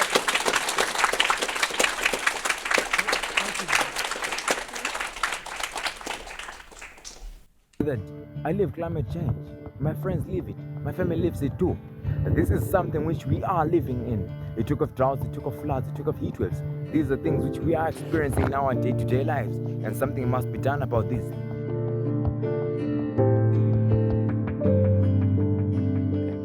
My name is Nkosila Tinyati. I'm 17. I'm UNICEF with climate advocate. I live in Victoria Falls, Zimbabwe. I'm seeing some changes in my own environment, like heat waves, floods, droughts. It's something which I'm seeing in my own environment, and I have to act on it. Right now, I'm standing near a gully which is very big. These are gullies which are very big, and it causes further deterioration into the residential area as well. Around our area, the people are dependent on agriculture. Right now, they've even transitioned to small grain crops. Because sometimes the rain doesn't come and we've got drought. Sometimes we've got heavy downpours. The land is no longer balanced as it was before. So something needs to be done. I couldn't participate in sport. I wasn't good in sport like my classmates, but I was good in public speaking. I was part of the club as well, so I was participating in so much competitions. So I decided to speak out for the environment using what I can, my talent. I think through mingling with other people, speaking to other people, speaking in seminars, speaking in workshops, and even like in my classes, I think that developed my ability to motivate and raise awareness. It grew from there. I think one of the challenges which I noticed was the fact that there are some youths who don't know what climate change is, like how it's going in their own environment. Like they see the effects of climate change, but they actually don't know what's going on. My message for the other young people, and as far as climate change is concerned, is that there's no other time for acting than now. It's now time to act. We are supposed to be on the front line fighting for climate justice. The future is ours.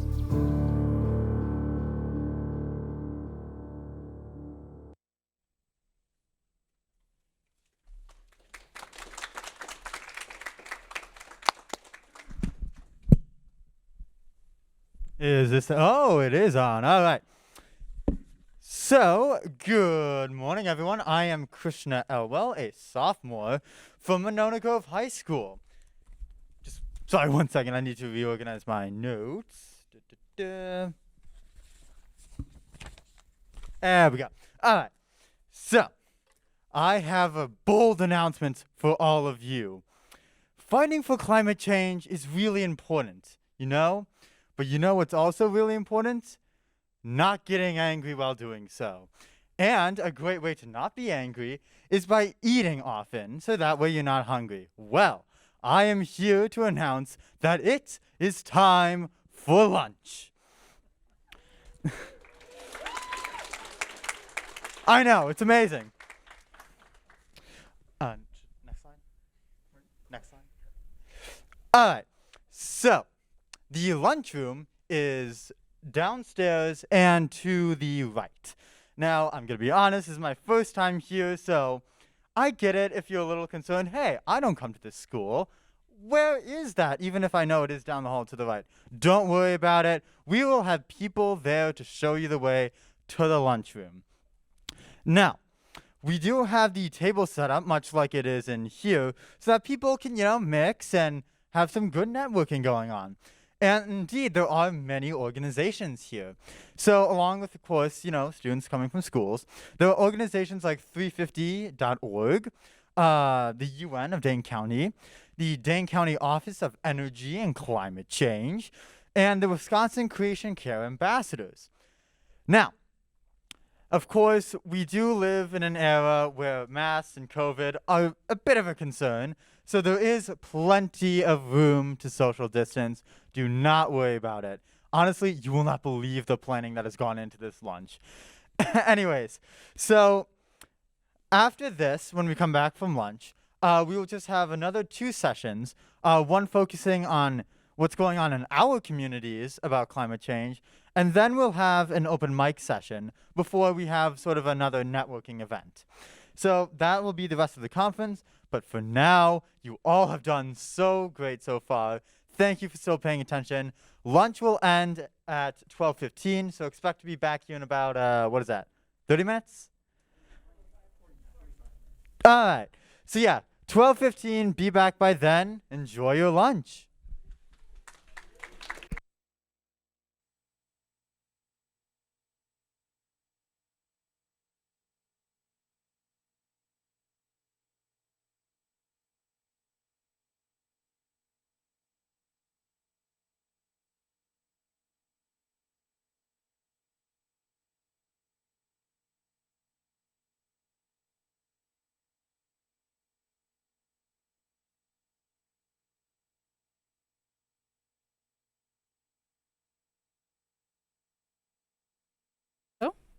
Does it?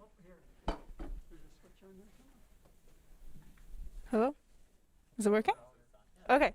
Hi everyone. My name is Claire. Welcome back from lunch, by the way. So my name is Claire. I'm a sophomore at James Madison Memorial High School, and I'm also a member of the Dane County Youth Environmental Committee. Hi everyone, my name is Felicia Zen. I'm a senior at McFarland High School, and I'm a member of our environmental club there and also a member of the Dane County Youth Environmental Committee.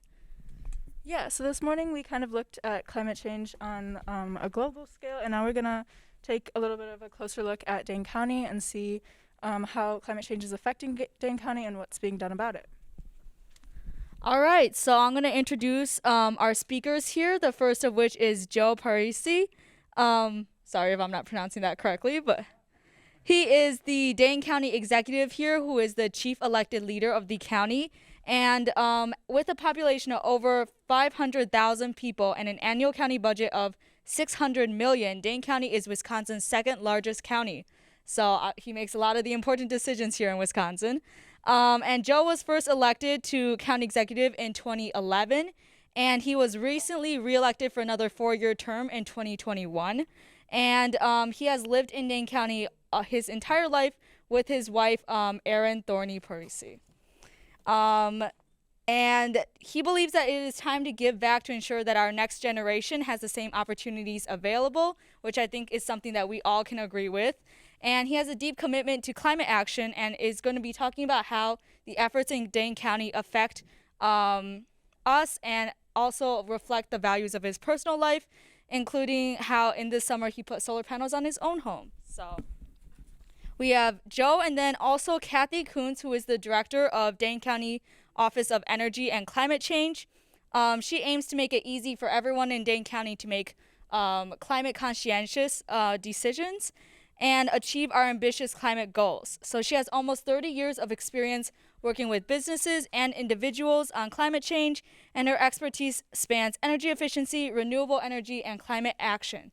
Her house also has solar panels since 2008, and she uses those to power her entire household and her car.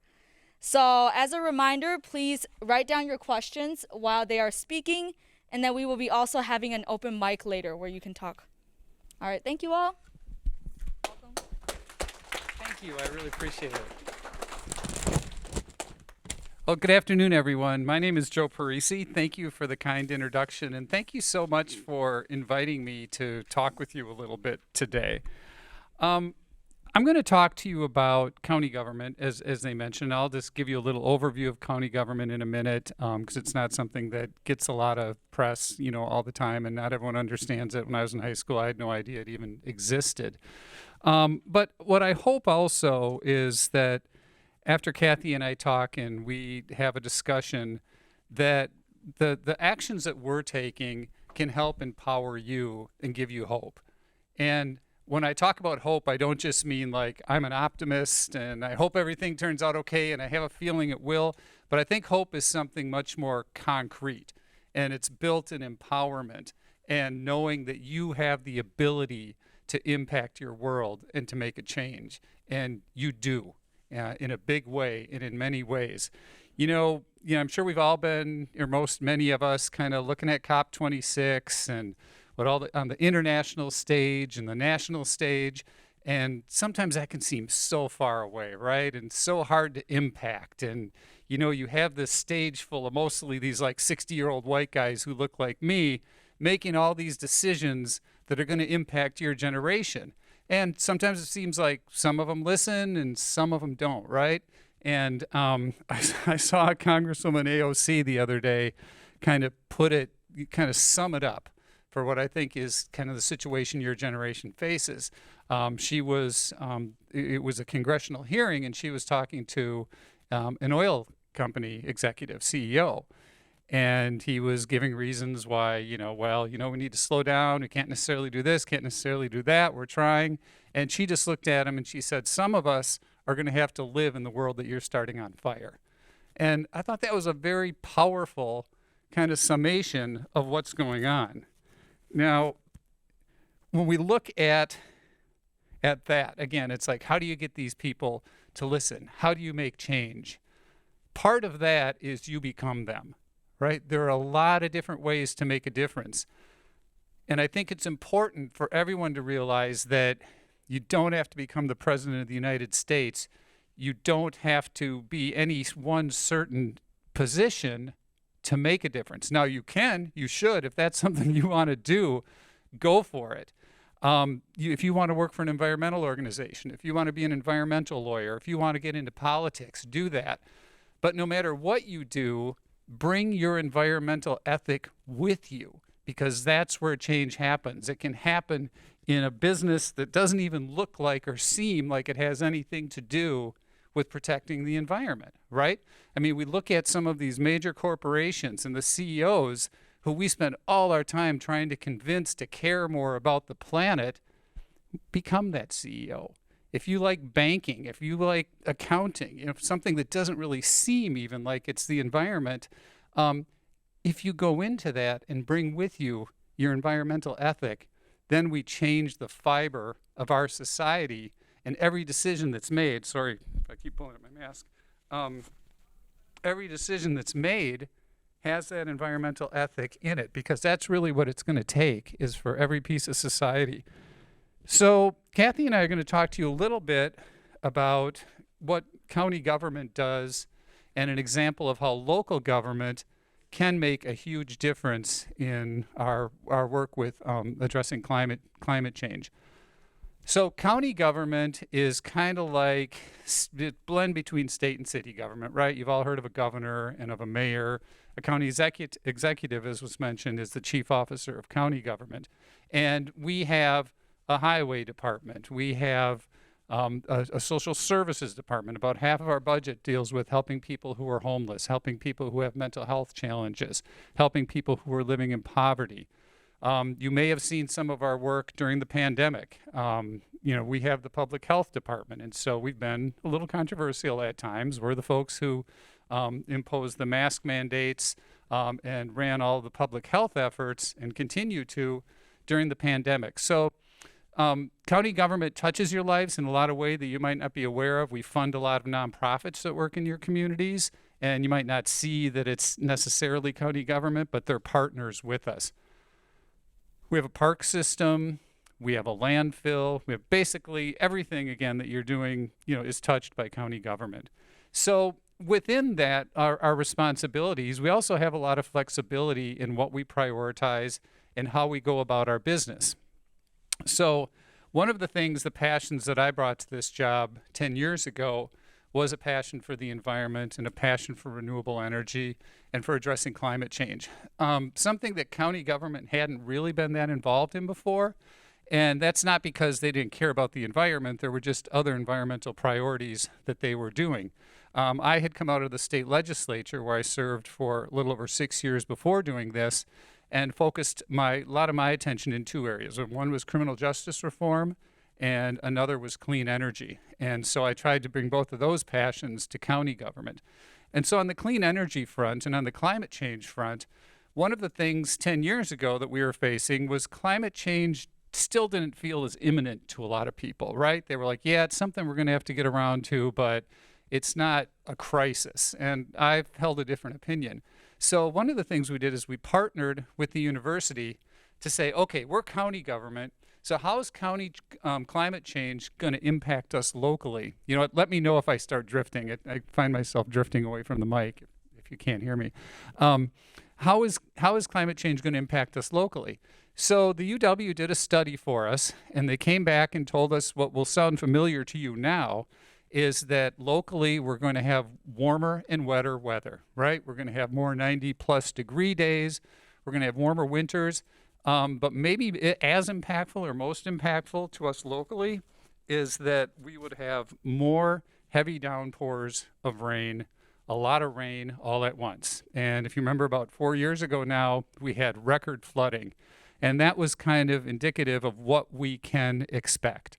So we looked locally at what we would need to do to prepare for that. At first, we have to prepare for what we can't change already, right? That we know that that's happening now, and it's going to be happening. So we work with our public health department, our public service, our human services department, our highway department, because our highways, we have to build them a little different now because of flooding. Our public health department might be dealing with some diseases that they didn't before because of heat and different things that can travel that used to get frozen out. And our human services department will deal with more people who can't afford air conditioning and that kind of thing, and more elderly people having challenges on super hot days, right? So we had to look at our operations. And then we have an emergency management department. When there's an emergency, we mobilize the community around responding to it, having to prepare for more flooding events and that kind of thing. So we do that piece of it, but then we started looking at, okay, we can't change the world in Dane County, but we have a responsibility to do our part to prevent climate change. So we began by looking at the low-hanging fruit, which, as most of you probably know, is energy efficiency, right? It's you get the best return on investment. It pays you back. You can really do a lot with energy efficiency. So we set up something called the Smart Fund, and that was a couple $1 million a year that we invested in upgrading all county facilities with energy efficiency. And within a few years, it paid back. So not only is it reducing greenhouse gas emissions, but it's saving us money and it's saving tax dollars. So people used to say, well, we want to help the environment, but we don't want to harm the economy. And that's a false choice, because now we're at a point where when you do the right thing by the environment, you're also helping the economy, because you're creating jobs locally instead of sending all your money out of state or out of the country buying fossil fuels. And you're investing that money into workers who, for example, are doing the energy efficiency work, and then you don't have as high a bills. So then we assessed all of our properties for solar. And right now we're up to about 17 properties, county facilities, that have solar power on them. And again, this creates jobs, it reduces our electric bills, it keeps local dollars local, and it reduces greenhouse gas emissions. One of the coolest projects we have with solar is out at our airport. By the way, we run an airport too. We have a lot of land surrounding the airport. So what we did is we did a survey to see, okay, is there any of that land that we're not using that would be good for solar? And at an airport, you have to do a lot of work, because not only do you want it where it's good for solar, but it can't be reflecting into the pilot's eyes when they're landing, because that's kind of dangerous. But we did find a really nice plot. And we approached Madison Gas and Electric and said, hey, if you want to build a solar field here, we'll lease you the land, so we'll make money on it, the county, and we'll promise, we want you to build it and pay for it, but we promise we'll buy all of the electricity it generates. And so they did the math, and they found out that, because the cost of solar has gone down so much, that it made sense for them to build what is now a 9 megawatt solar field there. How many, is it like 30-some thousand solar panels? Yeah, so over 30,000 solar panels on this one plot of land that was just sitting there, right? And so no money out of pocket for the county. That one project is offsetting 40% of county government's energy use. And last year, because the cost of solar is less than coal, we saved about $120,000, $130,000 on our electric bill. So again, whenever someone tells you, hey, we can't afford to do this, we need to slow down. Well, Dane County, with no money out of our pocket, just saved over $100,000 annually on our electric bill by doing one solar project with MG&E.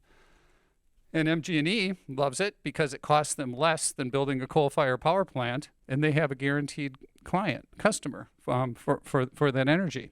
And so now we have one more project in the works that's going to be twice as big as that out near our landfill. We did a similar thing with Alliant Energy. And once that's completed, probably about a year from now, we will be offsetting 100% of the electricity that Dane County government uses with renewable energy. So right there, within the span of less than 10 years, thank you. Within the span of less than 10 years, we have gone from being dependent on fossil fuels to offsetting with renewables.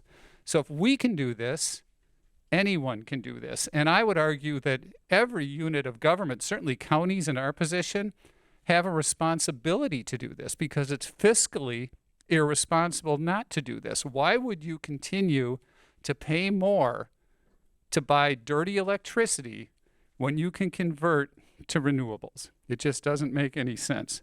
So when we look at solar and energy efficiency, we're really excited about that. Oh, because by the way, a point I wanted to make too about jobs and the economy. The MG&E solar facility was built during the height of the pandemic. It was built when people were getting laid off, when thousands of people were without jobs. And when that happened, we were employing hundreds of people at that construction site building that solar facility. So once again, all those dollars that we would have just written to the electric company and they would have paid to the coal-fired power plant generators went locally to keep people employed during a pandemic. So those are the kind of obvious, not easy. I mean, it took a lot of work, Kathy and Dave and all of our people to get all of this done, but it was exciting work and invigorating work. But we didn't stop there. There's another resource that we have that many counties have, and not all these people don't always see it as a resource, but it is, and that is we have a landfill. And who can tell me what landfills generate that's really bad? Methane, you got it. And you know the story of methane and what a powerful greenhouse gas it is and how important it is in our efforts to make some fast progress in reducing greenhouse gas emissions because of how relatively short-lived it is in the atmosphere. So before I was county executive, the county was doing some great stuff at the landfill. They were tapping some of that methane and they were burning it to generate electricity. So we had baseload renewable electricity. Well, over the years, as the price of other renewables came down, the utilities didn't want to buy that from us anymore because it cost too much to generate. So we were kind of in a tough place. We're like, what are we going to do about this? So our staff came to us with an idea. They said, if we invest what turned out to be $28 million, which is a lot of money, to build a facility that no one has ever done before, no other unit of government has ever done before, we think we could take that gas and clean it and compress it and turn it into compressed natural gas, renewable compressed natural gas, and use it to run our vehicles. So we had been doing this a little bit in a little test plot, and we had started to convert a lot of our vehicles to compressed natural gas, so we decided to go for it. And we did it, and to make a long story short, it worked, and now we are taking all of the gas that comes from our landfill, the methane, cleaning it, compressing it, and first of all, we run county vehicles with it. We're up to about half of our county fleet of snowplows. I don't know if you ever see those big orange county snowplows and highway trucks. They run on compressed natural gas that's made from methane from the landfill. And as we retire more and more trucks, we replace them with that. We also have converted a lot of our other vehicles in county government, both to EVs and hybrids, and to run on compressed natural gas. But we generate so much natural gas there that it's more than we can use, so we sell it to Quick Trip, because Quick Trip dispenses at some of their places compressed natural gas. And so not only are we greatly reducing greenhouse gases there and displacing diesel fuel that we used to use in our trucks, we're earning several $1 million a year from selling this stuff. And in a few years, our loan will be paid back that it took to build the facility, and we will be making a profit of a few $1 million a year. So again, my question to any other municipality that may own a landfill is, why aren't you doing this? It can be done. And one of the things that we're excited about is that because we have folks like you and we have a pretty environmentally conscious community, we have support to do these things and to be the first to do them and to try these things. A lot of communities are afraid to do it because no one else has done it. So right now we give about 150 tours annually at our landfill from other municipalities and groups and people who want to come and see what we're doing there. And we're beginning to export our technology to surrounding communities in the state and across the nation, because that's where again, we really make the huge difference, right? Because we need to do what we need to do, from in our homes to government to local businesses. But when we can help others do the same, then we can make the change that we need to see happen by our local efforts. You know, again, coming back to thinking about COP26 and all the big guys and how do you influence them, it's important. We need to keep working on that. But if we start the momentum going like we have now, and we start this train moving and others hop on board, we are going to make the change. We're not going to sit around and wait. We created the office that Kathy runs now during the Trump administration. And if you think things look bleak now, man, you know, when Trump was in office, you know, when you're looking at climate change, we decided right then we have to take charge of what we can control now while we can control it, because we can't count on the federal government to do anything for us. And the good news, again, is look at all we've accomplished and look at how much we can help our neighbors accomplish through doing similar things.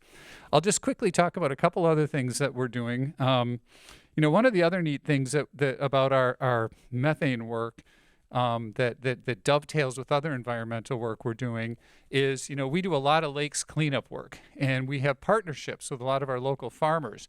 And through the years, we've helped facilitate the development of 2 manure digesters. They take the manure from each one of them from 3 dairy farms, and they take it, they run it through an anaerobic digester, and it takes out the methane, which is burned, was burned to create renewable electricity, and it removes phosphorus from the manure to help reduce runoff into our lakes, to keep our lakes clean. What we've done now is those digesters, one of them built and the other is building a mini facility like we have, and they're going to truck their methane into our facility now. And that helps it work better economically for them too, so they can keep doing their lakes cleanup work. So we have other work that we're doing when we look at our desire now beyond being 100% renewable is to be carbon neutral by the end of this decade, by 2030. And we'll do that by all the work we're doing, plus we're looking at sequestration. We purchase a lot of land in county government, and we convert it to wetlands. Well, first of all, we conserve what's there already, but then we purchase other lands that are degraded farmlands, et cetera, and we restore them to wetlands and to prairie. And as you may know, prairie can sequester as much carbon as forest. And so that is part of our effort too, moving forward, is sequestration, prairie restoration. You know, you get all the ecosystem benefits and you get to sequester carbon. So that's what we're doing internally. And then in my intro to Kathy, one of the things we decided is, again, we want to help others do the same. We've done a lot within county government. We want to help other units of government, and we want to help everyone in Dane County reach climate goals. So when we created the Office of Energy and Climate Change, the first thing they did was brought together a community-wide group of people from environmental organizations, the business community, university, community-based organizations, et cetera, and came up with a county-wide climate action plan to help empower people, everyone from individuals to businesses to faith communities and beyond, to do what their part to get to reach our goals that we have to reach in kind of line with IPCC goals. Is that what it is? IPCC? Yeah, okay. To, you know, locally. And it's a bit more of a challenge because, because locally in county government, we don't really have the tools that state or federal government has to mandate certain things happening, right? We don't have the ability to say, you have to reduce these emissions. We don't even have the ability to impose stricter building codes locally to say, hey, you have to have more energy efficiency or renewables, because our state government, unfortunately, has taken that ability away from us. So the charge with the office was to bring together a group of people to figure out how do we map out a plan locally built on cooperation and information and joint effort to do our part community-wide to reduce greenhouse gas emissions. And Kathy's going to talk a bit about that when she comes up, let you know what we're up to. And then are we going to take questions after both of us talk? Okay, so I think I'll hand it off to Kathy there and then stick around for questions. Thanks, everyone.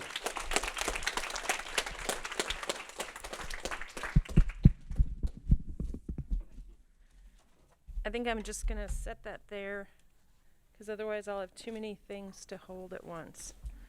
Can you hear me? Am I close enough to it?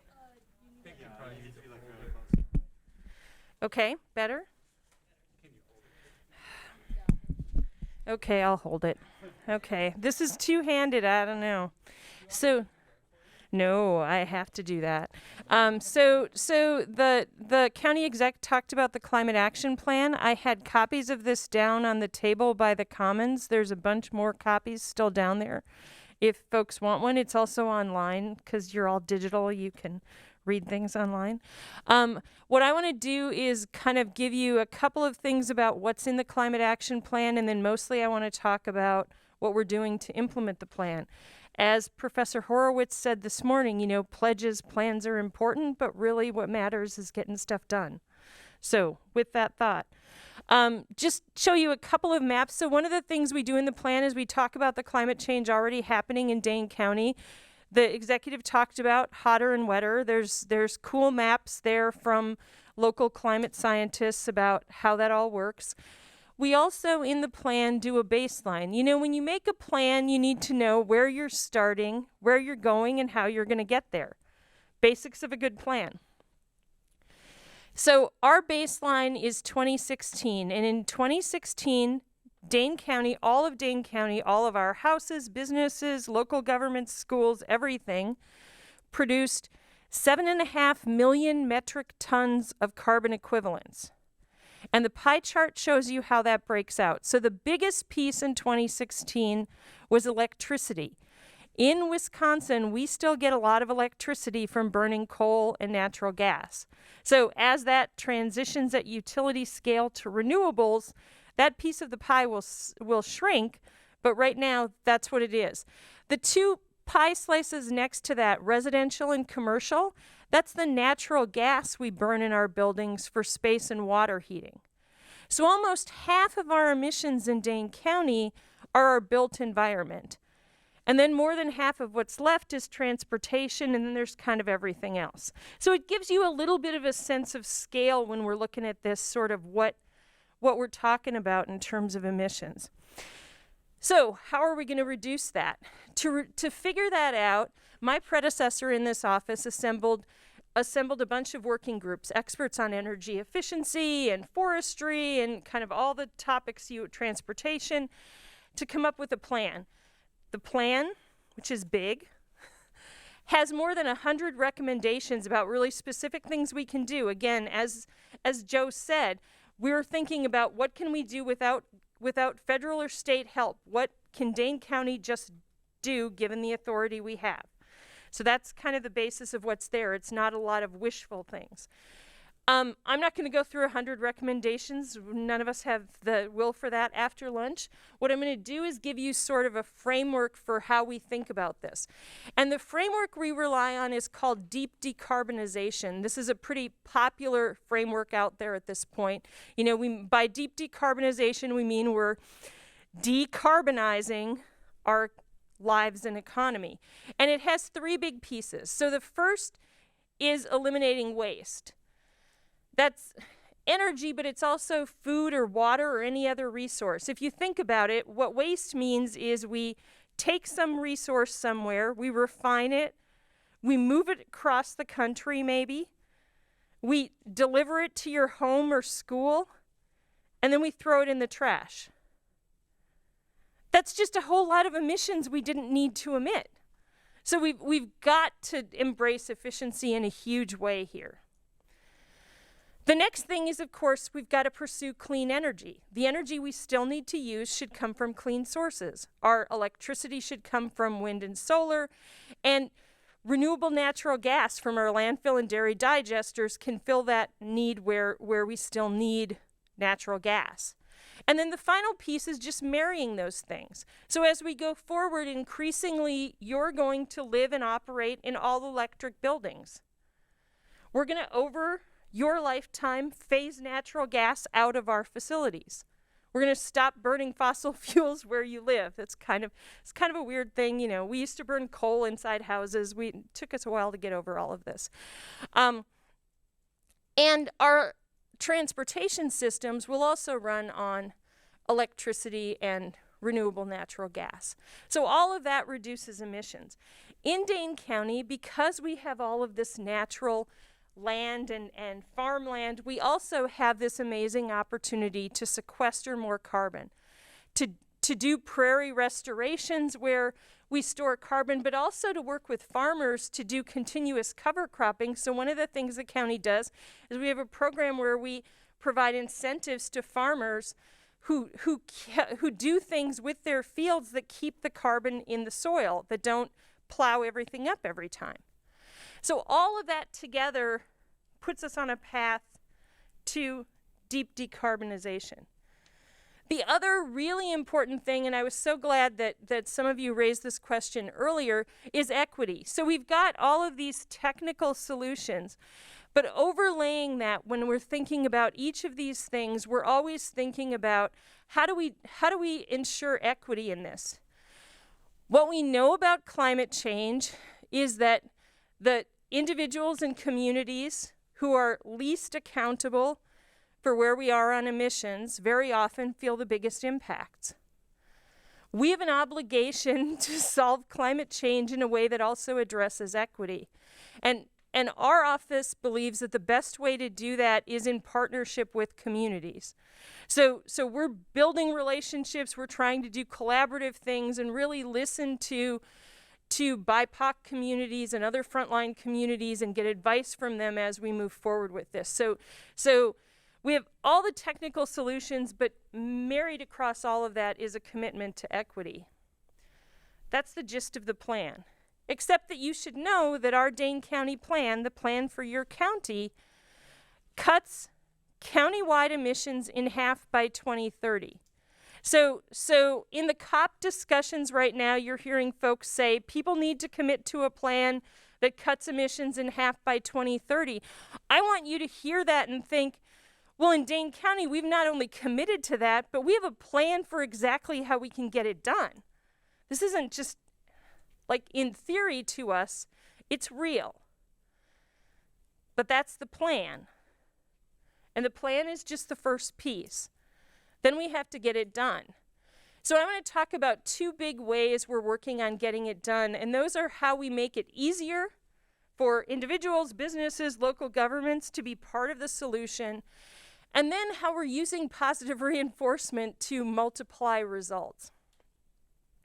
So to make it easy is really important. There are barriers to folks moving forward. We're doing a lot of things at a lot of levels to try to increase resources. Somebody at lunch was asking me about how his parents can get hooked up with solar, and the thing I probably should have said is on our website there's like a bunch of resources. One of the fun things on our website is there's a household carbon calculator that you can compare your household to other households in your zip code. It's a pretty cool tool that we found out of California that lets us look at this in a local way, and you can see, well, how do I compare to other folks in McFarland or Oregon? And it's a way to start tackling that conversation with your family. We also do a lot of work with local government. So a couple of years ago, the county exec and the mayor of Madison came together to create the Sustainability Leaders Collaborative. And this is a way we're working with local governments and school districts across the county, trying to make it easier for those smaller communities to learn from what we're doing. So very much the kind of leapfrogging thing, except I think we're actually making leapfrogging work. The picture on that would be the right, is of a fleet event we did. So lots of local small communities have a fleet department. We want them to understand what the advantages of those RNG snowplows are. That's an RNG snowplow in the photo. We want them to understand the advantages of the hybrid and electric police cars that the city of Madison has.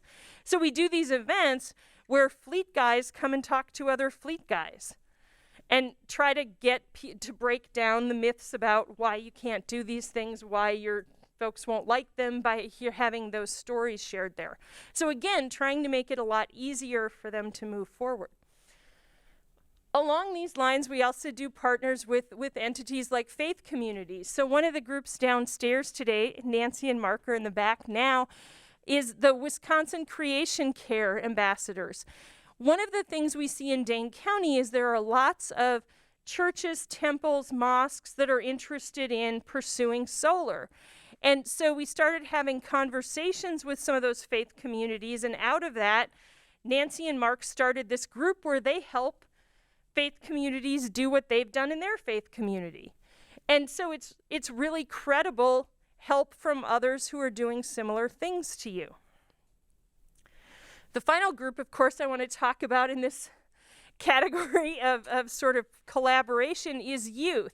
So we've partnered in a variety of ways. Hey, Daphne, I used your photo up there. With the Dane County Youth Environmental Committee, but we're also always looking for opportunities to partner and collaborate with high school green teams or local efforts. Part of the job of my office is to make it easier for you to get stuff done. So there's an open invitation that if you guys are working on something and you're thinking, well, if only we knew someone at the landfill. Well, you're only 1 degree away from that because you know me. And I have to help you meet anyone at the county who you want to meet, kind of thing. And by the way, the landfill people love you guys, and they have this amazing mobile trash exhibit that if you haven't seen it, you should. It totally rocks.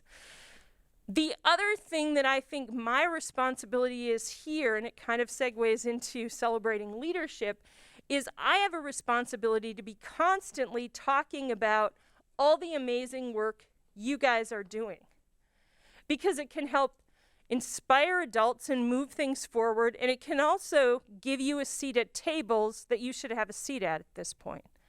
So the more you tell me about the cool stuff you're doing, the more I can talk that up to other people and go, why aren't they in the room? They should be in the room. They have a lot to say.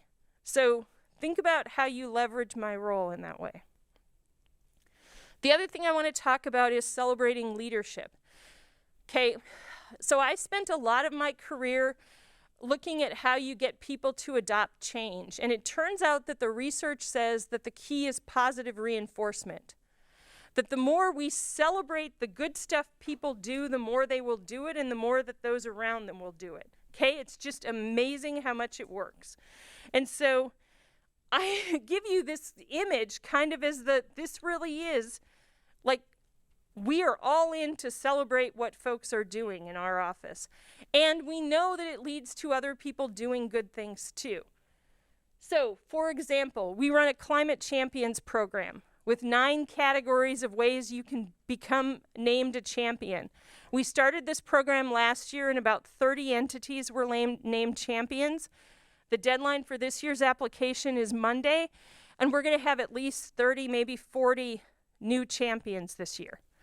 And this is a way for us to, and we give them plaques, we give them decals, they can plaster all over their building and things, so that they're saying, hey, we're a climate champion, which of course makes all the people who interact with them go, what else could we do to be even a bigger champion? You know, it starts a positive reinforcement cycle there. So the Champions program. Then I do things like this. Like when I'm talking to the local governments, I'll flash a map like this that shows how many communities have sustainability committees. Because when I flash a map like this, I get people in another community. I mean, in a bit you're going to hear from an elected official in Oregon. I want Amanda to look at that map and go, holy cow, we're not highlighted. We got to get a sustainability committee and tell Kathy so she puts us on the map. Okay, that's part of how this all works. Finally, we have a program, we have a clean energy map where we show pictures and details of solar installations at businesses, local governments, and schools across Dane County.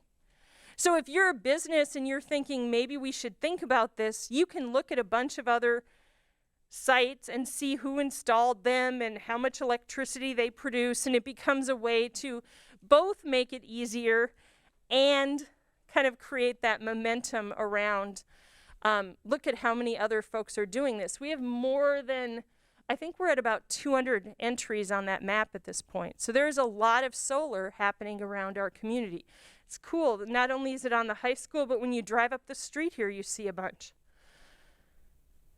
All good things, all creating momentum.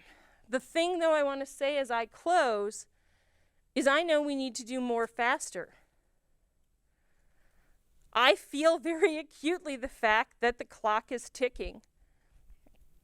And so I'm excited to be here today because all of you are here, and I think this has the potential to create some new conversations and new initiatives and new ways that together we move this further faster. So with that, I'm pretty sure I'm done. You should come back up.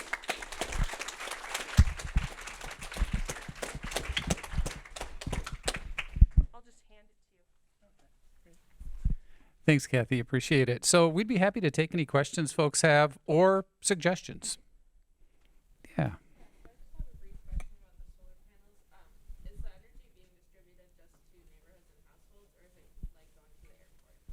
So the question was about how the energy is distributed from our solar panels. Or does it go directly to the airport, or does it go to the grid? The way that works, and the way most of solar works right now, unless someone has battery storage, is it goes to the grid, and then it's, you know, the best way, I think, if this is even the best way to explain it, is think of the grid as kind of where you store all the energy that's produced, right? I mean, be it coal-fired or hydro or solar, it goes on to the grid. So it's not that you are literally taking the energy from that and powering facilities. It's that it goes on the grid and then it's drawn back off the grid by folks who use it. So the net effect is the same, but it's not a literal line from the panel to the facility. Did I miss anything? No, I always think about saying that it's like water. You know, I can pour my water into your bucket, but there's no way I can get my exact water back out of that. Electricity is the same basic concept. Yeah. It's all connected, Jamal, across the country, so it's the grid. Yeah, it's a strange kind of concept to wrap your head around, but it goes out there and you're either putting it on or taking it off, basically. Yeah. Well, I was like really fascinated by what you guys were just talking about, the landfill. I had no idea our landfill was that cool. Yeah. I know that the landfill is running out of space, or that Yep. there's issues with space. Have we ever considered like a composting system, like a county-wide composting system where that compost could go to farmers? Because obviously Wisconsin's a huge like farming industry. Like, could there be a way to connect those two things together and, you know, even make money off of it? Yeah, so the question was about our landfill, which is running out of space, and what's next, and could we do more composting and connect farmers with that compost, et cetera. Well, it so happens there's something seriously cool going on with our plans for the landfill. So you're right, we have about 8 to 10 years left of space at the current landfill. We're currently in negotiations to purchase property across the street, across Highway 12 there, where our landfill is, that it belongs to the city of Madison, and it's currently Yahara Hills Golf Course, a public golf course. What we want to do, and what the city wants to do, at least the mayor's office, we have to get this through, you know, different channels and approved. We want to transition from having a landfill where waste is treated as something you have to get rid of to a sustainability campus. And what we will do there is everything that goes there, first and foremost, we want to look to what can we reuse. And we want to have not only a place where the waste goes, but businesses like a restore, like places like that, because there's so much still that comes to the landfill that could be salvaged and used and resold, from furniture and on and on and on. So first of all, right, we want to reduce consumption in the first place, and then we want to reuse. And then what we would look at, if something can't be reused, is increasing the amount of recycling that happens. So in addition to the recycling that happens now, we are looking at trying to attract, as part of this, a business that would recycle mattresses. we throw away about, I think it's about 20,000 mattresses annually just at the Dane County landfill.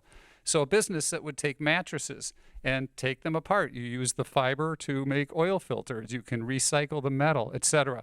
And then look for other businesses like that. We currently have construction waste recycling at the landfill because there are a lot of things you can take out of the waste stream that's construction waste and recycle. And then there would be composting. And ultimately what we would like to do with composting there is not only is have a separate collection, so you have your recycling, your trash, and your compostable materials that you put out, all of your food waste. And then that would go to the landfill. What we'd like to do is to create a digester to get natural gas out of that, an anaerobic digester, and then compost the remaining waste and utilize that in whatever environmentally friendly way it could be with farmers, et cetera. And so our goal is to reduce the amount of waste that ultimately has to be thrown away, and at the same time generate economic activity utilizing those resources. So again, if you live in the city of Madison and you want to lobby your Common Council member to say, hey, we think this is a good idea, the sustainability campus that the city and the county want to do, feel free to make a phone call. But yeah, that's a really important point. Once you do move on to the new thing, once you're done with the landfill, what are you going to do with it? Or is it just going to be there? Right. So the question is, what do we do with an old landfill? So what we're doing with the current landfill, and we've already started because we've closed down a whole bunch of it. There's only a little bit of it left. We do all the environmental remediation we need to make sure that nothing leaches out and that everything's safe. And what we've done is we've seeded it over and we're growing prairie there. And then we're going to make it part of our connected to our park system. So eventually it'll be a big hill that has prairie and trails and provides, biodiversity, places for pollinators, et cetera, and then do our best to manage that in the most environmentally, sustainable manner possible. But you'll still get methane out of it for a long time. Oh yeah, even after it closes, we'll still get methane for probably 20, 30 years at least, just because of everything that's in there.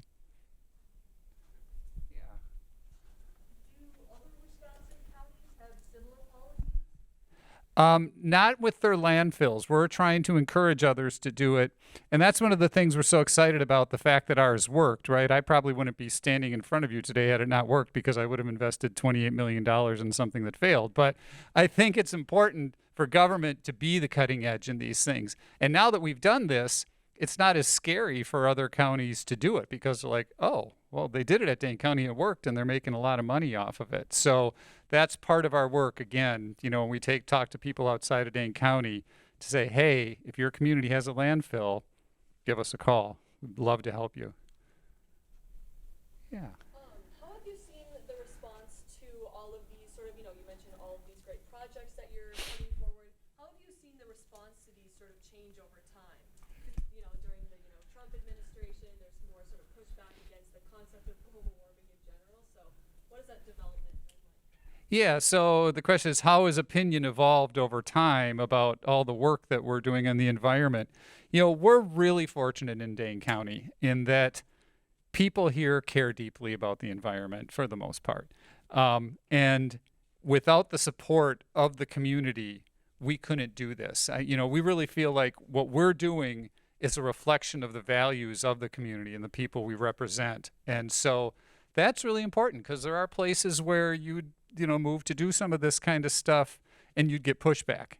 But here, that's why it's so important, for every one of you to let your voices be heard too, because then that empowers elected representatives to go do these sorts of things. And so, it's a really great reflection of our community. In a way we're leading, but we're also following. Can I just add to that? Because I have to talk for a second about, so there's a resource that you should all know about, the Yale Climate Opinion Maps.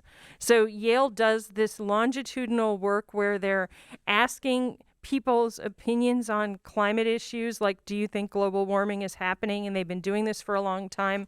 And you can see there, at a county level, so I think nationally now we're at 7 in 10 adults think climate change is happening. And in Dane County, that's over 8 in 10. And actually, the issue for us in Dane County is mostly only 4 in 10 people think climate change will affect them personally. Because they don't remember the 2018 flood. I don't, it's like, okay, it's already affected you personally.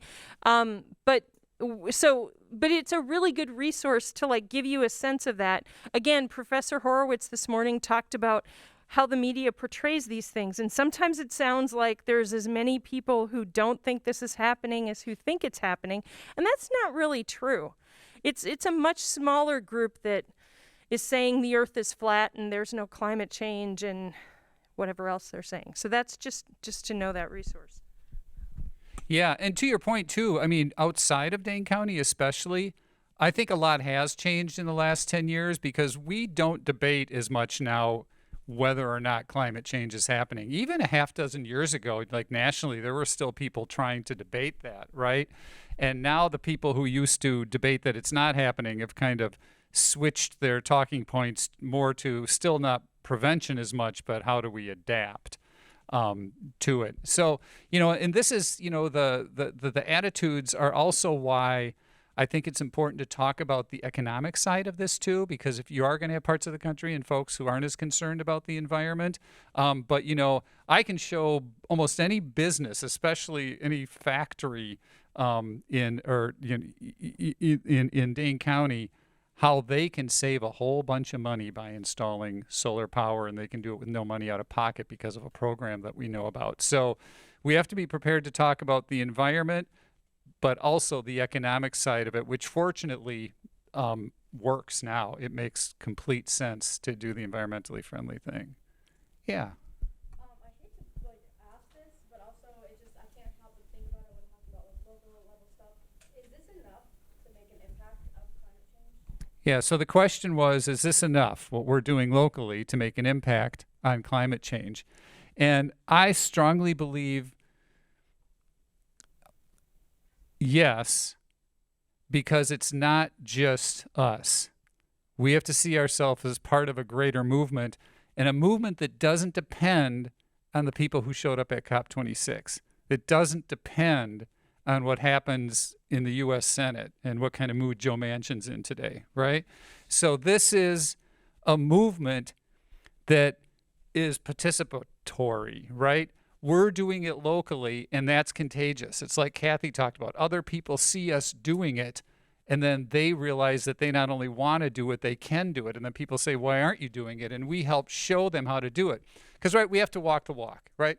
If we weren't doing, that's why we did all the work we did inside Dane County government before we started going out into the community to talk to people about what we hope they will do. Because we have to lead by example. And we have to show that it can be done. And so we're doing it, and we're reducing greenhouse gas emissions, we're saving money, and there are certain interests who may want you to feel like you can't do it and it's hopeless, because there are vested moneyed interests who benefit greatly from businesses that generate these greenhouse gas emissions, right? And they want you to feel despair, and they want you to feel disempowered, but don't let them do that, because it's not true. Yeah. You mentioned that I'm sorry, were you going to? No, Dane County landfill is near capacity. How do you choose where the next landfill will be? Yeah, so how do we choose where the next landfill will be? We try to look for a central location because, the people don't have to drive as far to a place that will impact as few people as possible, which there's never zero impact. We're fortunate in the location we're looking at that it's literally across the street from the current landfill, which is really helpful from a logistical standpoint for us. No, I was pointing just that there were a bunch of questions over here. Oh, I'm sorry. Do you want to call on people? Thanks. Thank you. I was wondering, I live in the city of Madison, and there's a lot of great public transportation. If you want to get somewhere, you can usually catch a bus there. Uh-huh. But what I was wondering is, does the county have any initiatives or any say over trying to increase that network so you could also take a bus around, say, Oregon, or even between Oregon and Madison, or other places in the county that are less connected and more car dependent? Yeah, great question. The question was about mass transit and how, there's a pretty good bus system in Madison, but it's not always the same story in other towns or connecting to those other towns too. That's one of those challenging issues because of the way it's set up. Without going too much into it, just the funding streams for how you fund transit go to individual cities. The county isn't involved in transit. A couple of things with transit that impact it is that one thing that seems kind of separate from it is development and how we develop, and if we develop in transit-friendly ways. If we're too spread out, if there's not enough density, if we're not on, grids are really great. If we're not developing the right way, it makes it harder to be served by transit. It's also the funding mechanism. And I would say from kind of my experience being in the legislature and working this job, the biggest impact, there are two biggest impacts on transit are the federal government, and with the infrastructure bill that just finally passed, I think there will be more dollars coming in for transit, including rail. Inner city rail, not locally, and state government, because that's where the majority of that funding comes from. So, it's locally too, because you want your local governments to care about it, but this is one of the more complex environmental issues. So this is an issue that it's really good to pay attention to local, state, and federal politics on, and when you're talking to your representatives, or if someone knocks on your door campaigning, let them know what an important issue this is for you. Is there anything you want to add to that? No. Okay, thanks. And that's one of those issues, again, that the county can only impact so much. So that's why we focus on the areas where we can have a bigger impact, I guess, is maybe the best way to. Yeah.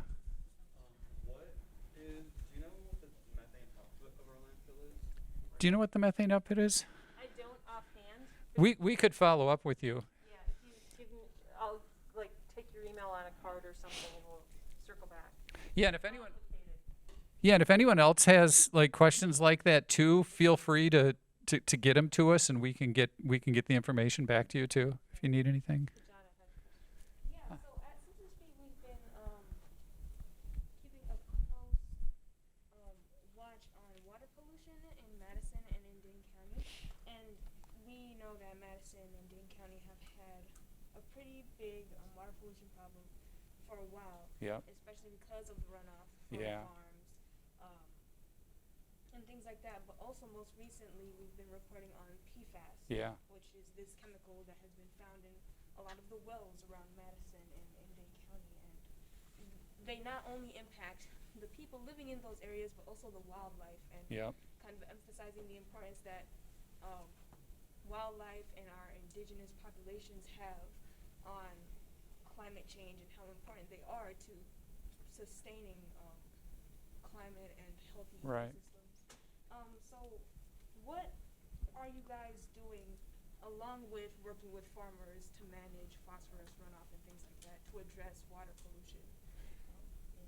Yeah, good question. So the question was kind of two-part about water pollution. Let me know if I get this right. It's asking what are we doing in addition to some of the work I mentioned with farmers regarding phosphorus runoff, and then what are we doing about PFAS, which is kind of an emerging kind of science right now and something we're just starting to learn more about. So on the PFAS front, there have been PFAS found at the Dane County Airport that were there, they believe, all firefighting foam that airports contains PFAS, and it's required by the federal government to contain that while they're looking for some kind of alternative to use. Years ago, PFAS was used at the Dane County Airport in firefighting training. And so it's been found in the ground there. And so currently, and I think that may have even been before Dane County owned the airport. It used to be the city's airport, but it was the National Guard, I believe, who was using it. Because as you know, there's a National Guard unit there too. And so we've been working in partnership with the Guard and the city and the DNR to kind of map out and locate the source of that PFAS, where it is, and working on beginning to remediate. And that's takes place in a couple of ways because it's such a new compound, or not a new compound, but our knowledge about it is so new. We're working on some of the places where we know it exists on testing out new technology to remove it from the water there, because it's a really, as you probably know more about it than I do from your reporting, it's a really kind of literally slippery compound. So we have some work we're doing there with those partners to remove it from the water that we found to see how that works. And then we have the National Guard has an application into the federal government for funds to do remediation of the site there. Does that sound like a fair kind of overview? And I'd be happy to, if you want to follow up, I can get you more information, more detailed information on what's going on out at the airport with the remediation efforts. So feel free to reach out on that one. And then the phosphorus piece, yeah. So our partnerships on the phosphorus reduction, there's the digesters that I mentioned, and most recently, one of our digesters, and partially because of this new market that we found that we've created for the compressed natural gas, they're adding another farm's worth of cows to that digester. And so it used to be that the manure that went through there before it was digested, they would remove a process that removed about 60% of the phosphorus.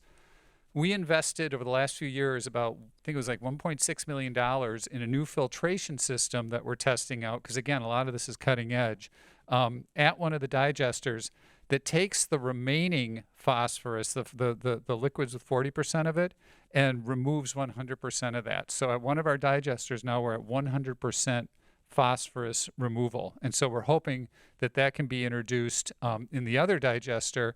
And then this is another one of those technologies that we want to help export to other places around the state of Wisconsin, because the whole manure runoff thing is really a big deal, not only here, but especially in some other areas of the state where nitrates and other chemicals are getting into the well water. Here it's mostly the surface water for that kind of pollution.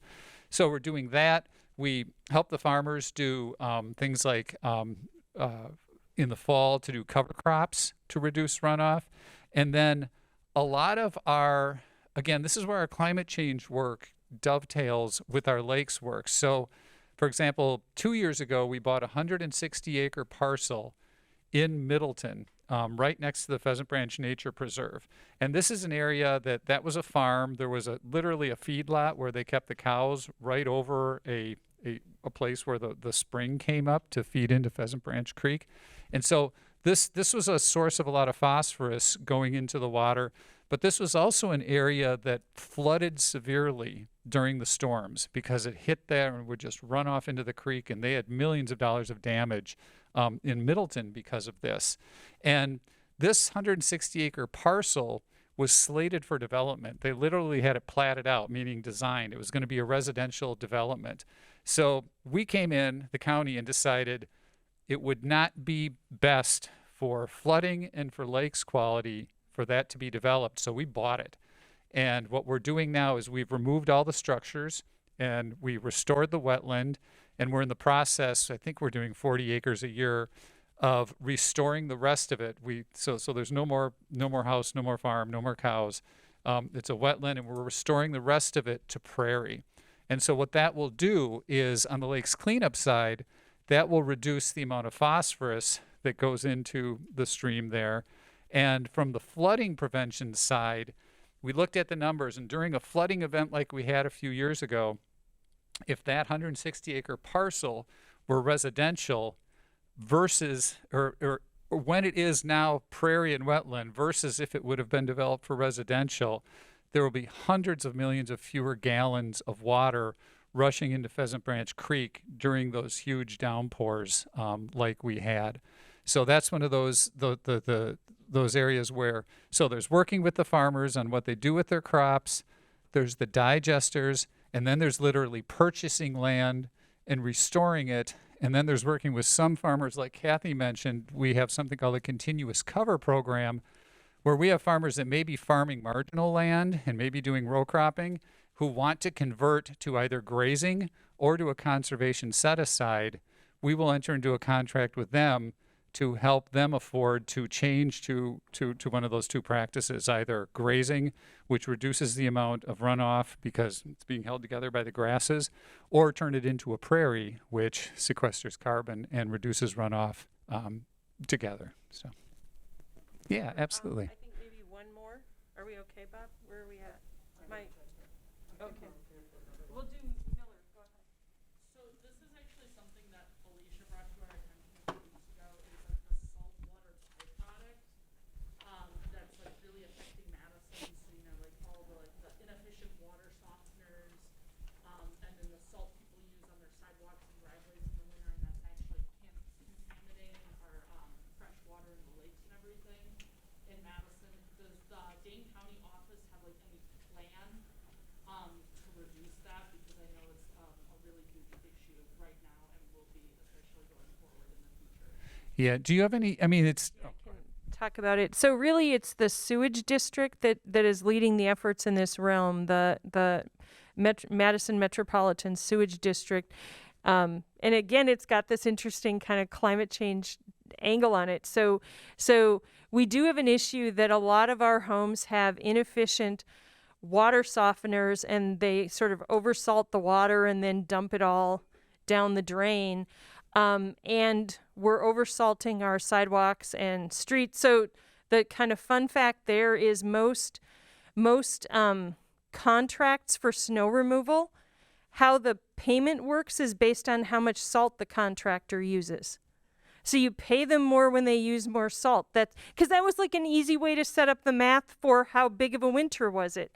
But it turns out that they just use more salt because that's how they make money. So there are really important efforts going on. Felicia was right to try to think about that. Lake. Now I'm going to get this wrong. Which one? Lake Wingra is like a significant salty lake. And you think about where that is with the university and the neighborhoods around it and things, there's a lot of salt going down. So how this ties to climate change is the sewage district has to get that salt out of the water when they process wastewater. And either they get all of us to reduce the amount of salt, or they have to invest in this really expensive, really energy intensive system to desalinate water. And that's going to increase their energy consumption. It's like by 50% or something. I mean, it's this huge number. And so they've been working for a couple of years now on these salt efforts because they don't want to install all this really expensive equipment and use all this energy to pull salt out of the water if we can keep it from going into the water. So yeah, but again, if they increase their energy consumption by all of that, that doesn't help us reduce our overall emissions kind of thing. So yeah, these issues all circle around. I think okay.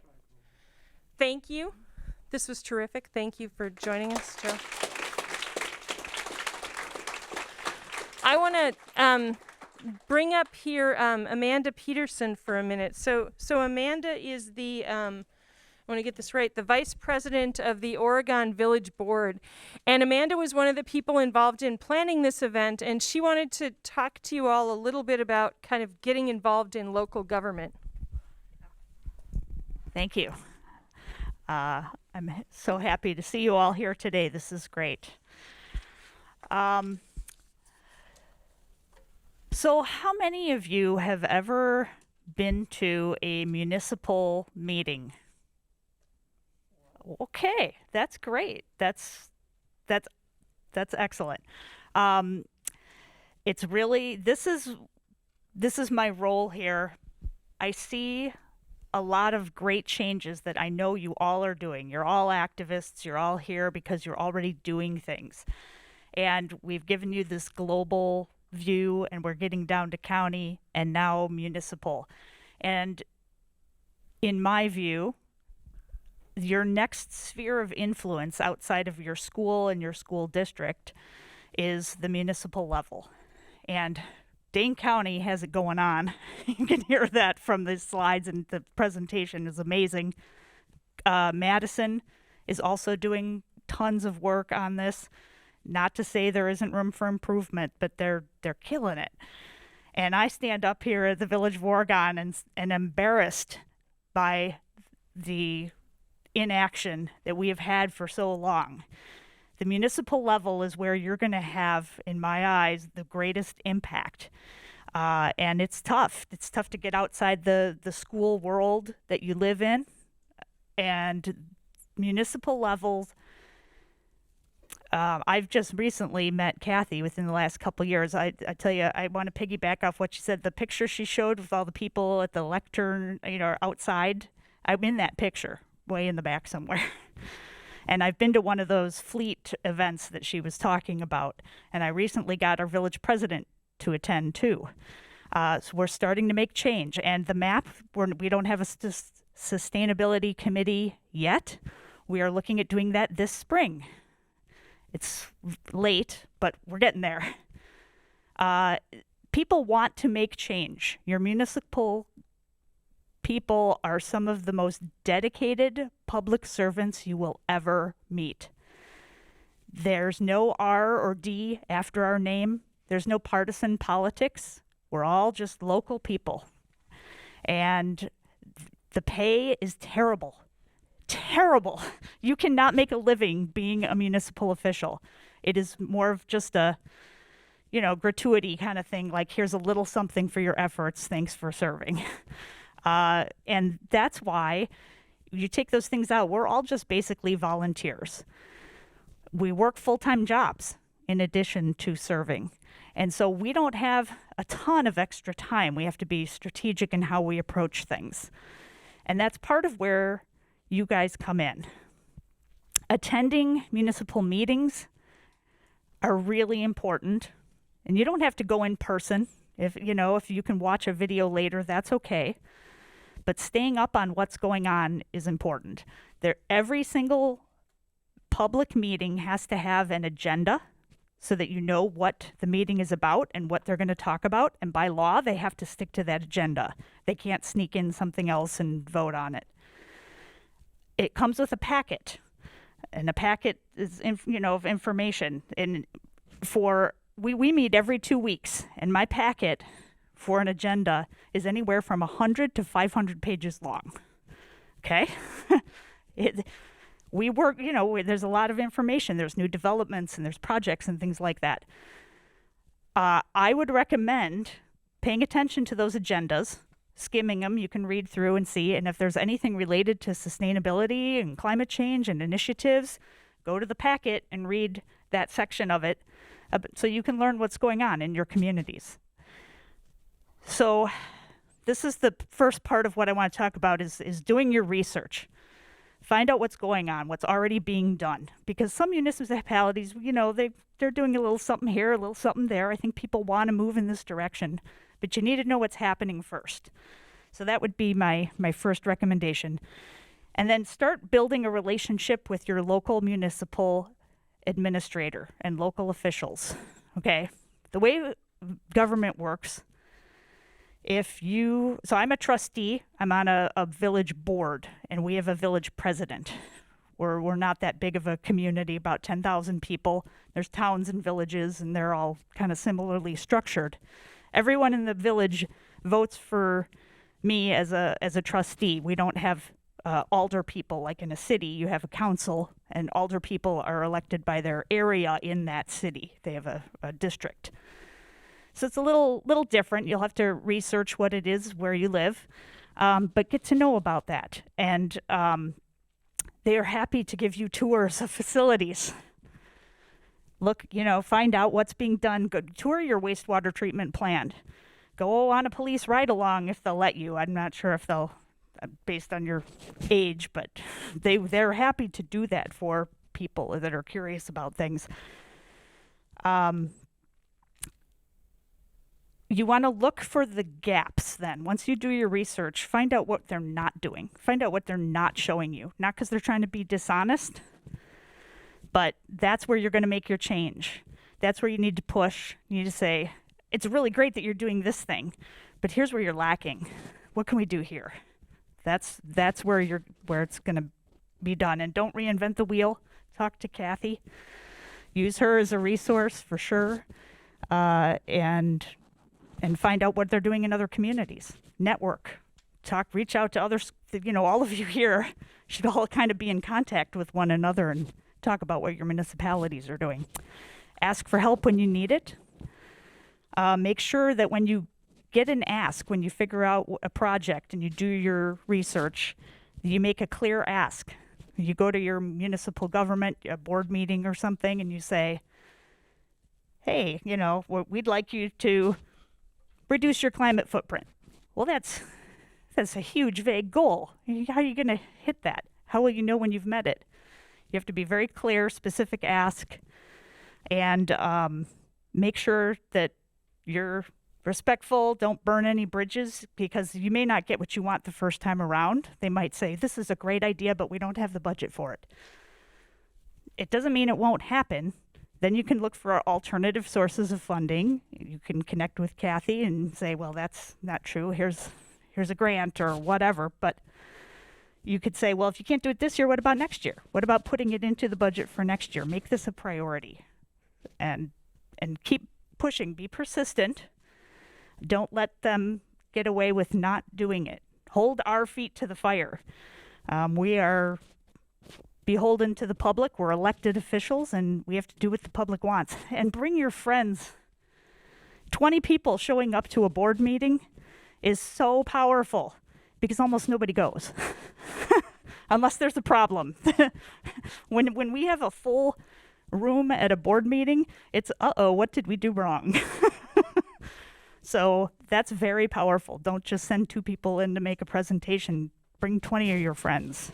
That is amazing.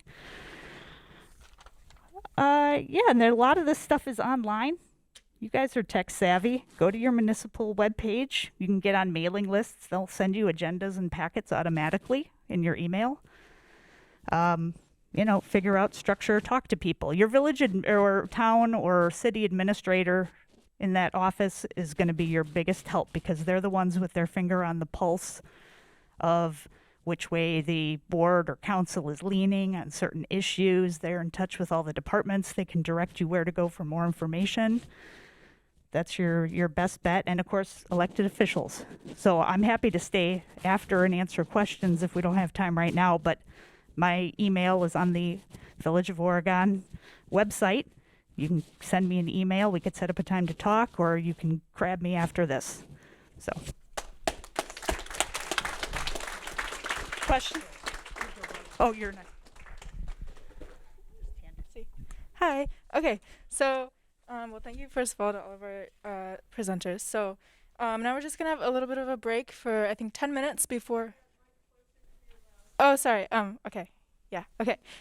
So we're gonna have like a 10-minute break, just to get a snack, fill up your water, whatever, and then when we get back, we're gonna do our open mic. So just be thinking about anything that you want to share, your ideas, what struck you, anything like that. So yeah, let's be back in 10 minutes.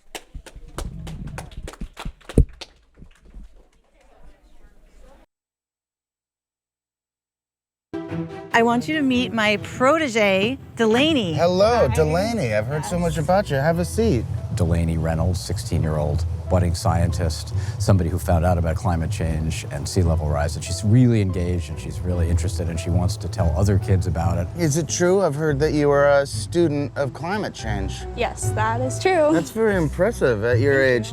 I go into classrooms and community centers and I speak to anyone that's going to listen about the problem. This graph shows predictions for sea level rise. And I show them real science from IPCC reports, Union of Concerned Scientists, NASA, and they get it. A message of hope, a message of solutions. And the surprising thing was it came from a kid. Today, I'm going to talk to you guys about my passion, which is global warming and sea level rise. So it seems like that's the trend with the youth movement. Yeah. It's like more and more people accepting what's happening. We have to come together and decide whether we want to sink or swim. Is there going to be a Miami when she grows up? Is she going to be able to raise her family here? Is she going to be able to live here? What if Miami can't be saved? Will you leave? If that does happen, then we're either going to have to get out or build up. But I actually have hope that that won't happen. we will be able to solve this problem. I think we have to solve this problem. 16 years old and so filled with promise and potential and hope. Have we given you hope? Yes, finally, I found some hope. We talked about hope. Can we do this? And we came to the conclusion that, yeah, we can. We just need to get kids on board, and we need to get our political leaders on board.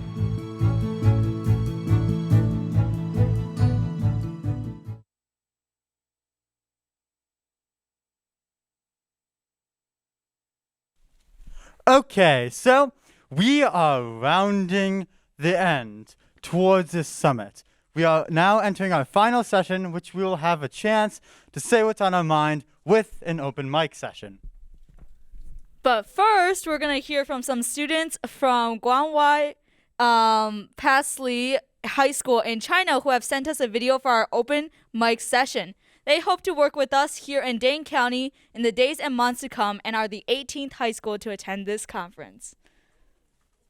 Video.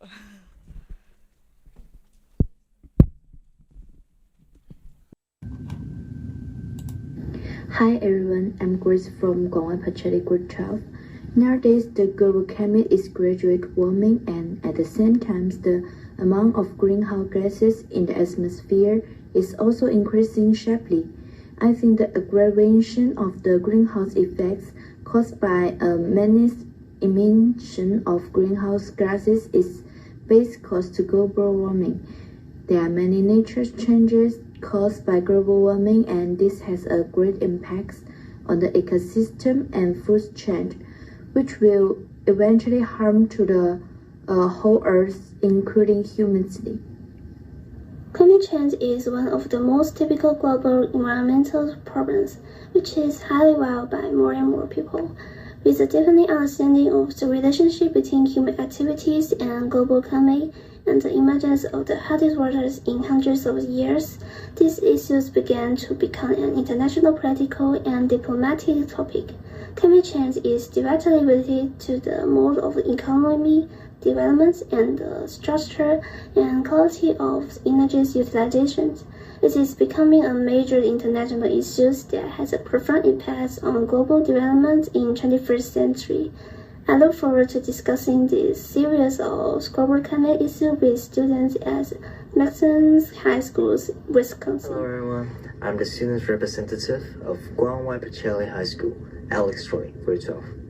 In the recent decades, global climate change has become a heated topic, and it also needs to be addressed immediately. We, as teenagers, and also the future of our human race, have to understand and acknowledge the adverse effects that it can bring us, such as rising the sea level, declining agricultural production efficiency, and thus damaging the economy. We students in Guangwai Pacheli High School are very looking forward to discussing this international predicament with you all peers in Wisconsin. I appreciate for your time. Bye-bye. My name is Valentina, and I'm currently studying in the International Department of Guangwai's Pacheli High School in grade 11, and I'm looking forward to working on the project about the topic. Hello, my name is Chris, and I'm grade 12 student, and I'm studying in Guangwai Foshan Pacheli High School. And I think the change in global climate represents the social progress and development. For example, the development of modern industries needs large amount of emissions. However, it is even more of a shame, since we did not take the well-being of our late generations into consideration.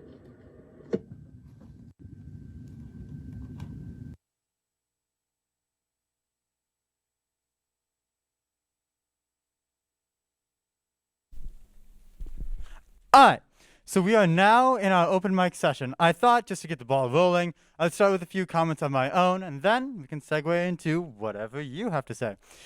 So, good afternoon. Now, before I begin, I would like to thank everyone for coming. It takes a really courageous person to sacrifice their Saturday, but I believe that if we were to sacrifice a few more of our Saturdays, we would be making a ton of progress.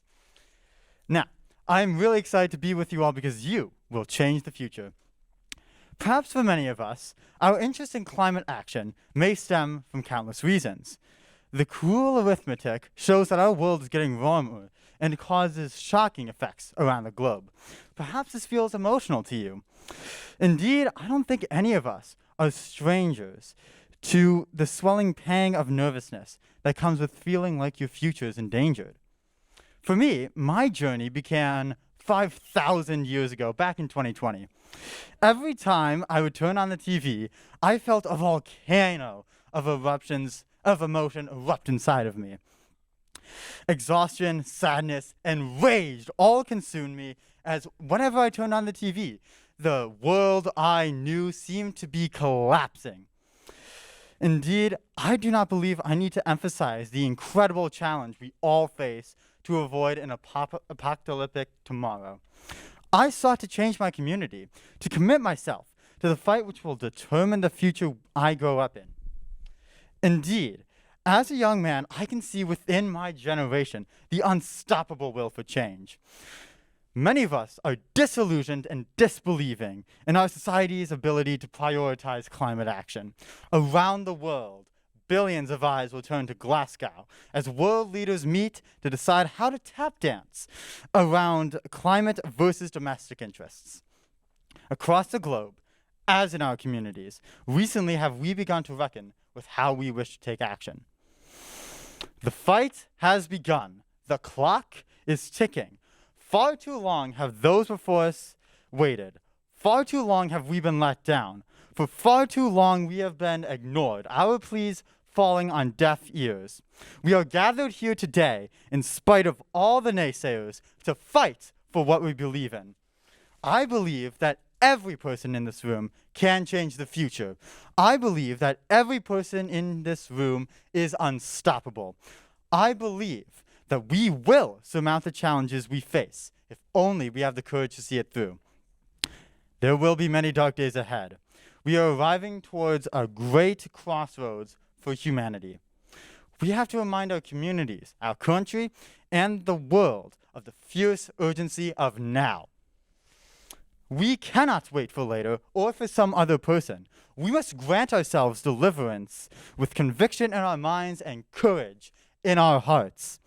Now is the time to manifest the change we seek. Now is the time to raise our community, country, and world from the dungeon of inaction and darkness to the soaring heights of a greater tomorrow.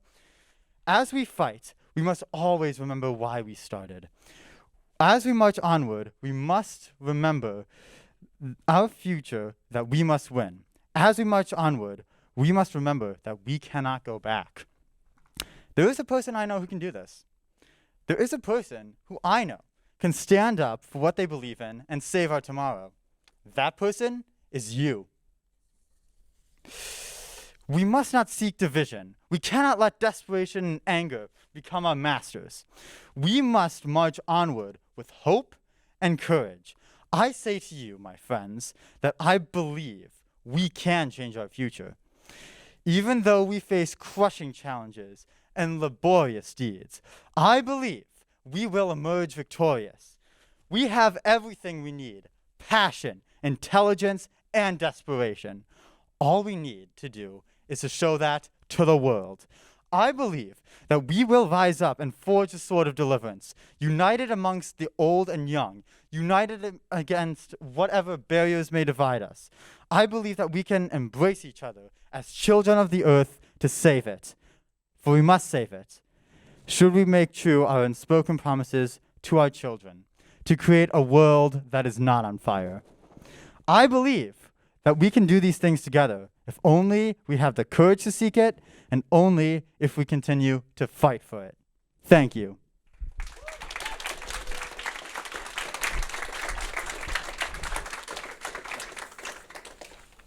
All right, thank you to Krishna and our friends from China.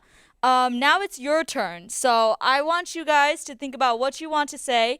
Come up here and make a statement and tell us about what you learned here today or your thoughts on climate change. Some guiding questions are: why are you here today? How do you feel about climate change? What stuck with you? What surprised you? And what is one thing you want the world to know or learn about climate change? So the mic is open now and it's your turn to speak.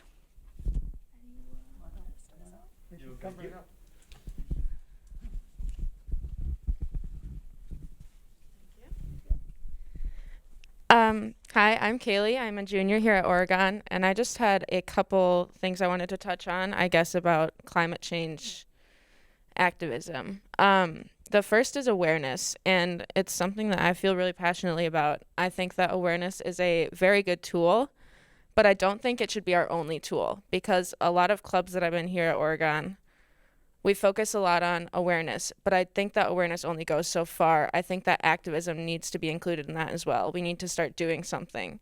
We can't just talk about it forever. So if you are educating yourself and you're telling your friends and your family, great, but your work is not done. Our work is not done. We need to do something about it, which I'm sure we all are because we're here, right? But yeah, I just think it shouldn't be the only tool. And the second thing is about regret. And this is something that I talk a lot about to my friends. Peyton knows that I talk about regret all the time.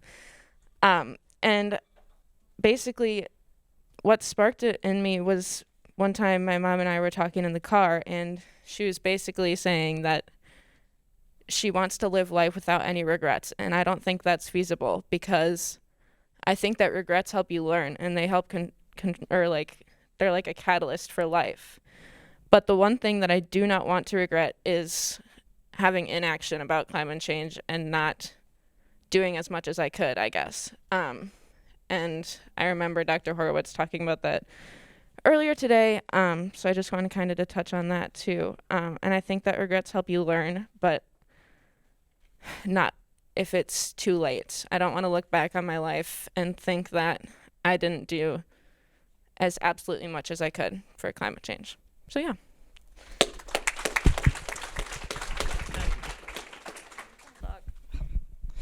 Hi, everyone. Can you hear me, first of all? Yeah, okay. I'm Miller Stang. I'm a senior here at Oregon. I'm one of the vice presidents of DCYEC. I'm also in our school's ecology club, and I'm also the full-time student representative on our Village of Oregon Park Board. And something I wanted to talk to you guys about today is that really what Amanda Peterson was saying really resonated with me. Because, I think, first of all, we're all here and that's doing something. But there are two kind of YouTube videos that I've watched over and over again.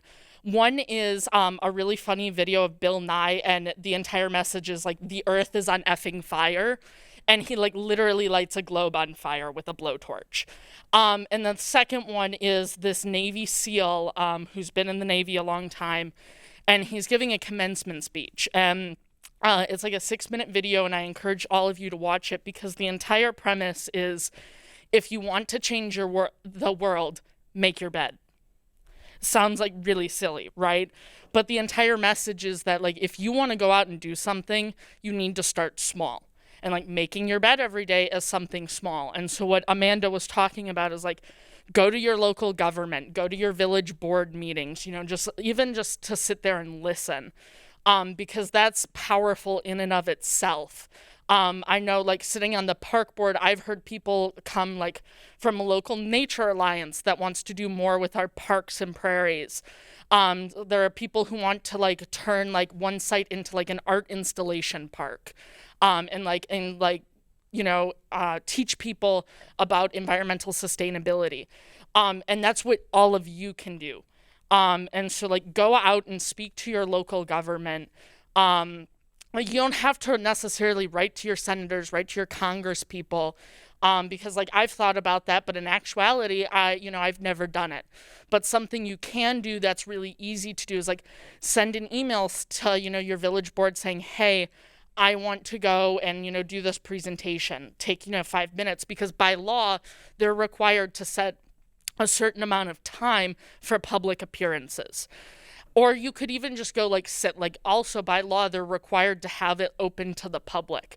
So you could even just sit there and then talk to them afterwards. There is a lot you can be doing within your small towns. It doesn't have to be something super big. And you don't even have to really get involved in your school district if you don't want to. But the point is that there's a lot you can be doing yourselves to make an impact. And something I've been focusing a lot on is what can I do? I want to change the world. I want to be the change. And I think all of us here, we are the change. like we've heard today, the future is ours. So what can we do with it to make the world a better place for not only ourselves, but our future generations to come? Well done. Yeah, I think it is. Thank you. Hi guys, my name is Peyton and I go here at Oregon and I'm a junior. Hold on, I gotta organize my thoughts. So one thing that I think should be apparently clear with climate change, which for whatever reason isn't, is this is everybody's issue. This is your issue, and this is your issue, and that's your issue, and it's my issue. But for whatever reason, it's something that is always missed when talking about climate change with anybody. We live in the Midwest, so we are far away from rising sea levels and pretty far away from Antarctica, so we don't have to worry about us getting flooded, but we have seen precautions already. And in America, we have this unique combination of community and individualism, which are two concepts that when at full capacity, shouldn't work together, but somehow they do. And so if I could say one thing that for anyone to ever listen to when talking about climate change is to pay attention. Open your eyes. Don't be blind. Don't be ignorant. Or impartial. I had a conversation in our Allies in Action meeting about being impartial versus being ignorant. And there's a very, very fine line between the two. And I think if you have the opportunity to neither be impartial or ignorant to it, you need to take it, because we are not going to get anywhere if nobody knows this issue, because it is every single one of our jobs to fix this.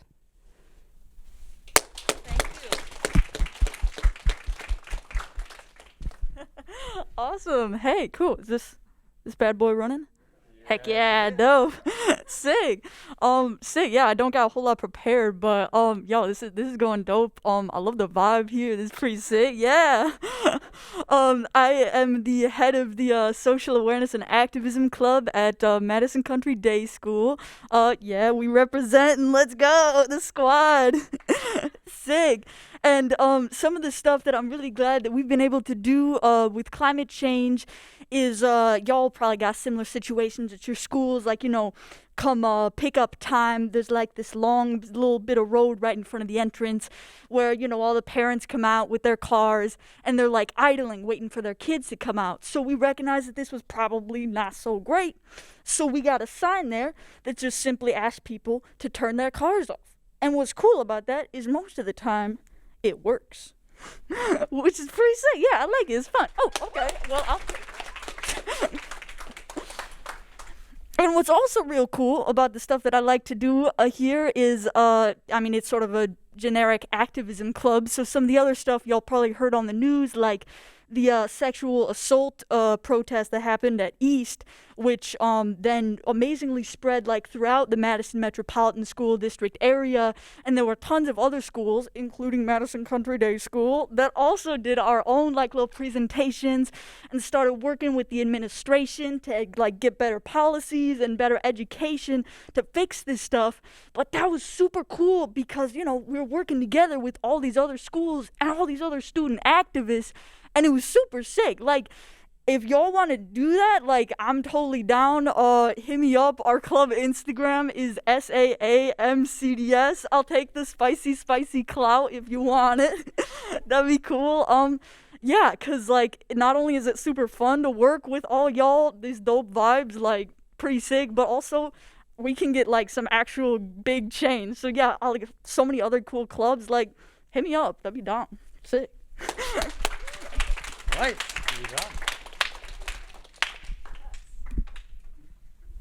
Enjoy.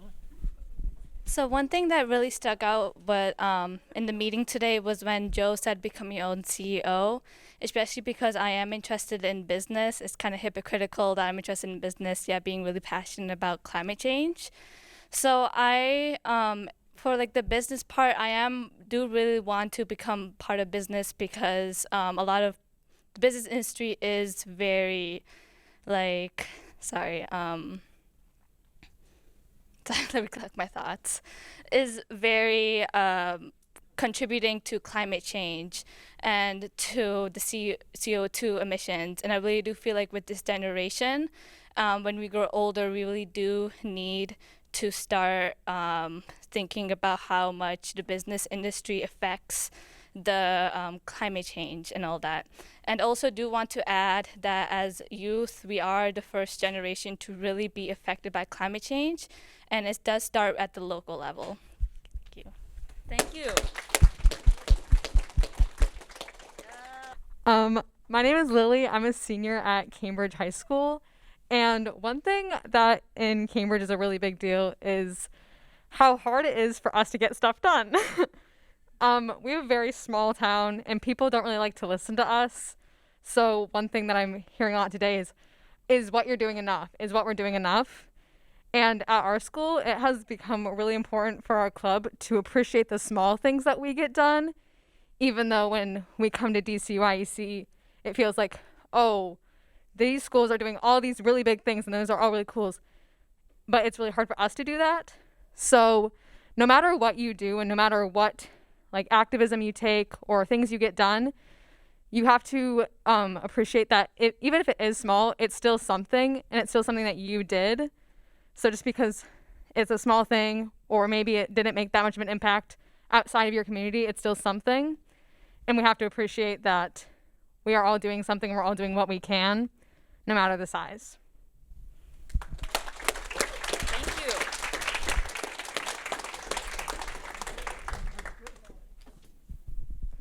All right. Oh, can you guys hear me?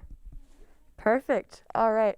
Well, I came here this morning not knowing what to expect at all. And not only did I meet a room full of amazing people who think very similar to me and are all super unique, and I love you all.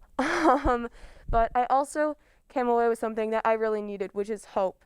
It's really hard to look at climate change in a hopeful way, especially with looking on the news, looking on Instagram, seeing all these horrible, horrible things that are happening. And of course, climate change is not good. But after today, I've come away with so much more hope and this idea that it's possible and we can all make a huge difference if we try. And there are already amazing things that are going on in the community, especially in Dane County and in our own schools. And we are making progress, and slowly we're chipping away at it. And I think it's super important for all of us to preach that we can do it. And we have to make sure not to feel hopeless by all of the bad things happening and stay strong, all right? Thank you. Thank you, everyone, for speaking.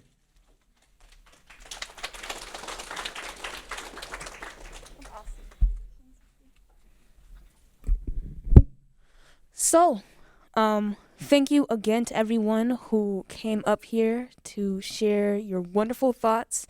I'm sure everyone out there in the crowd appreciated it, and I'm sure all the adults in here appreciated it too. And we now will be taking some action on those thoughts here. So it is time to get to work. So we will be picking each other's brains and coming up with ideas, concrete ideas to fight climate change and protect the environment. So today for our strategy session, we are going to be focusing on what if. We're going to ask ourselves and each other, what if? And so the first question is, what if we here in this room were empowered to accelerate climate action in 2022 in Dane County? What if our schools, communities, and local environmental organizations asked us to come up with 2 events or goals or actions to fight climate change and protect the environment in 2022? What if they asked us to lead and told us they would follow? Where would we lead? What goals would we set? What actions would we propose? What events would we organize? And that is our challenge for today. We want you guys to come up with 2 goals or events or actions that will fight climate change here in Dane County. 1 for May and 1 for November. Before we start, let's give an example of a goal, an event, or an action. A goal is something everyone works on over time. Like, let's plant 50,000 trees in Dane County by November. A goal is achieved over a longer period of time. An event is a 1 day or 1 week or 1 month activity. have a tree planting week for all Dane County high school students and plant 50,000 trees in May. An event is a planned activity, usually 1 day or 1 week and sometimes 1 month long. An action is very specific activity, such as submit a petition in May to the county board to plant 50,000 trees. We can propose any of these during our brainstorming session, and here's how we will do it. So each of our tables will be brainstorming ideas for both May and November, and we want you guys to think of as many things as you can. As you do, we will make a list of them, and these lists, we want you guys to make lists of them, and these lists will be compiled after the conference, and after a while we will stop to discuss these lists. We're going to discuss the best ones and determine which ones we are going to follow through with. And we're going to select an idea for May and an idea for November. So we want you guys to be ready to report your ideas. We'll go from table to table, and you guys can tell us which ones you guys picked. So we also want you guys to have a table recorder and a reporter, and you guys will have time to decide that. And we have 20 minutes in total to brainstorm. We will tell you when it's time to discuss more. Are there any questions? Clarify these 20 minutes for brainstorming the ideas and then afterwards discuss which ones are best, or do you do all that at the end of 20 minutes? So the 20 minutes are just for brainstorming, so I think it's just the first step yeah. Thank you for the question. Okay. So before you guys start, we have some reminders for you guys. So we want you guys to be wild. All right?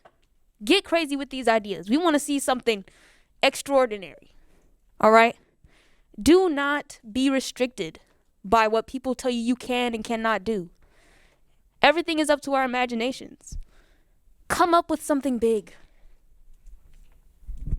And don't spend too much time discussing and planning each thing very carefully. There will be time for discussion when you select the best for May and November. We also want you guys to come up with as many as you can. This is a speed run. Just rattle them off. Get them down. And make sure to build on each other's ideas and keep moving. We'll let you know when it's time to discuss the list that you built.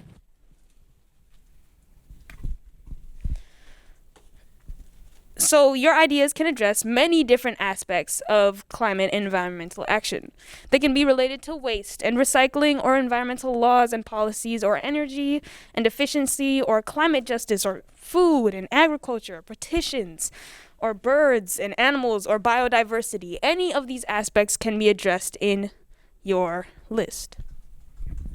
And they can be aimed at your community or your school or your legislators. They can be global or local. In nature, it's up to you. So here is how we'll begin. Everyone take a piece of paper. And write down one idea that comes to your mind. Okay? Everyone got one? Good. So now each table choose who will be your recorder. Who will write down your ideas? Okay, does everyone have a table secretary? Oh, sorry, did you guys think we were just brainstorming immediately? Sorry about that, guys. So right now we're going to start building our lists, and we'll check back with everyone once in a while to see how you guys are doing. And we'll also tell you when it's time to stop coming up with ideas, and we're going to select 2 ideas, one for May and one for November. And at that time, you can discuss the ideas more in depth. So just get it all out on paper and have fun. Begin. Everyone, welcome back. So we have come to the end of our brainstorming time, and now we are going to give you guys 5 or 6 minutes to talk about your 2 best ideas, one for May and one for November. All right, and then we'll come back and we'll compile this list and see what we have. All right? Okay, get talking.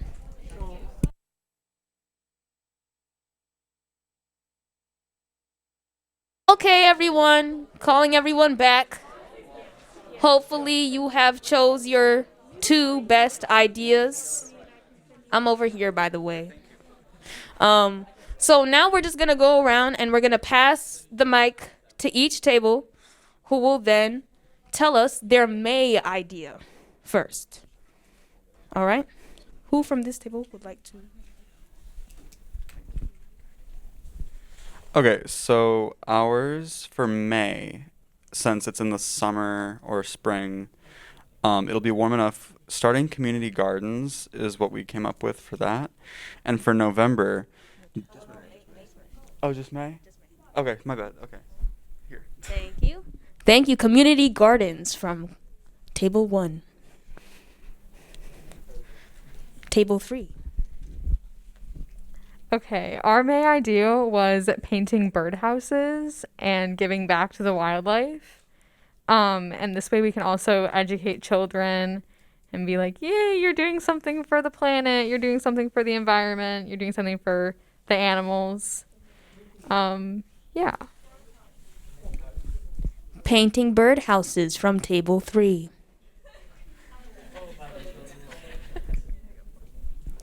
Okay, so do I need to stand? Okay, we talked about having a school strike on Earth Day, so walking out. That's in April, but it's pretty much May. It's close enough. And one of the topics that you can bring to awareness to is being more sustainable in school cafeterias. So that's at a school level. A lot of food goes to waste, and they also don't use super great like food options, and so bringing in more of like local gardens, which is difficult because we're in Wisconsin and it's winter like 80% of the year, but bringing in like garden foods and making things more healthy and more organic and healthier overall for the planet and reducing waste in the school kitchens. Thank you, thank you. School strike from table 2.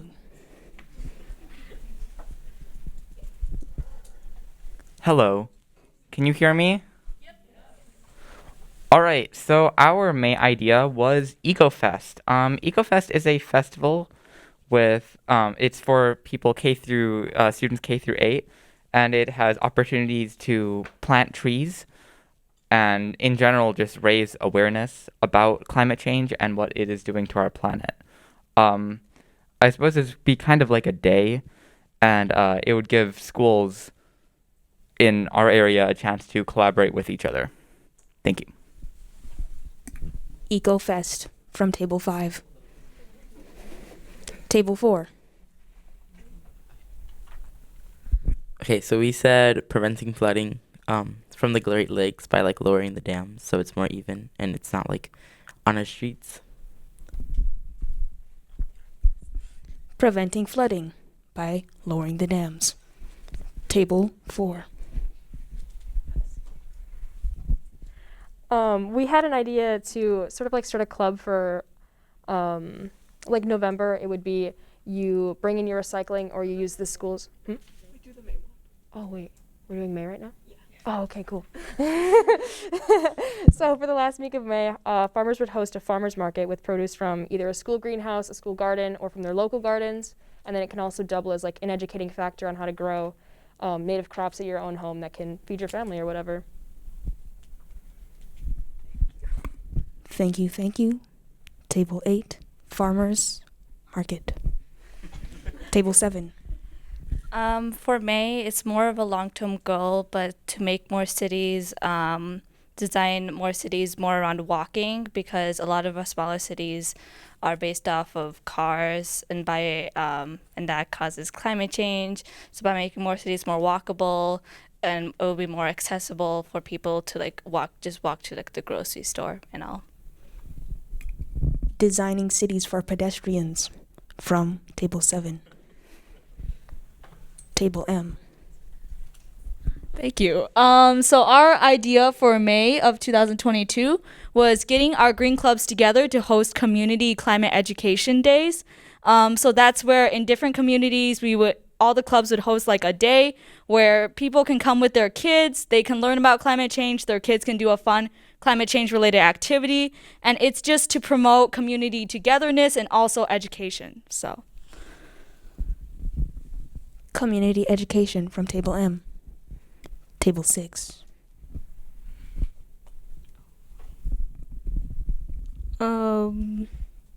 I guess for May, we decided to do kind of a clothing drive, and it's more of a long-term goal because it would be collecting clothes in time for November, so then we would have, winter clothes for people who don't have winter clothes when it starts to get really cold outside. Clothing drives from Table 6. Table 9. Okay, our idea was kind of a couple layers, but we were thinking of having schools start community or school gardens, and they could also put next to the trash and the recycling in cafeterias compost bins that to encourage composting and being more just aware about their waste, and then that compost could be used for fertilizer in the gardens, and the gardens could donate to food banks and stuff like that. So just sort of compost and gardens. Well said. Compost and school gardens from Table 9. Table 10. Hi. Our idea for May was kind of a tree planting day, having fun with that. But hearing from Table 4, it sounds like it would go really great with EcoFest and having that a day where a school can all come together to do it. So essentially tree planting day, but EcoFest as well. Tree planting day, perhaps in collaboration with EcoFest from Table 10. Table 11.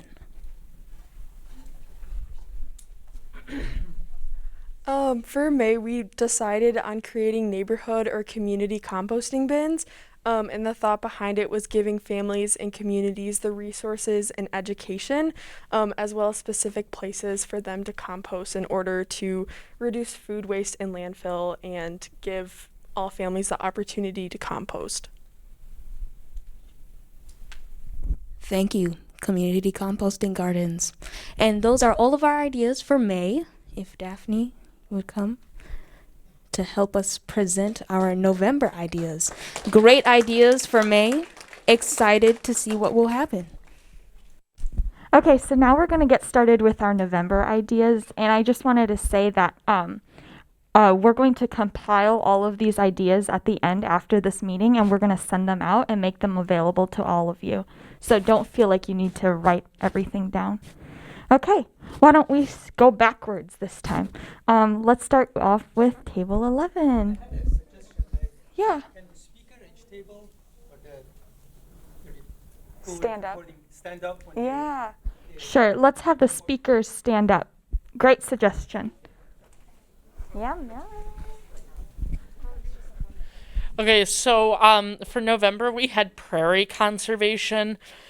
So really teaching the school district students about prairie conservation, why it's important, and then actually going ahead and planting prairie grasses, Wisconsin native plants, really getting rid of those invasive species. So it's you take part of the day to do the education piece and then part of the day to actually do stuff. Thank you, Miller. So, prairie conservation and education from Table 11. All right. So this is actually something I'm already working on my own a little bit, but our idea for November was to petition part of the state government to remove the honeybee as the state bee and replace it with the rusty-patched bumblebee, which is a very endangered bumblebee that only inhabits 0.1% of its historic range, and most of that is in Dane County. And Bumblebees are extremely important. They're the main reason we have good cranberry crops, blueberry crops. Honeybees can't pollinate those as effectively, especially because honeybees are native to Europe, not America. So that was our idea. Have kind of a day around it celebrating native bees in the Arboretum and the like. Thank you, Group 10. Okay, Group 9.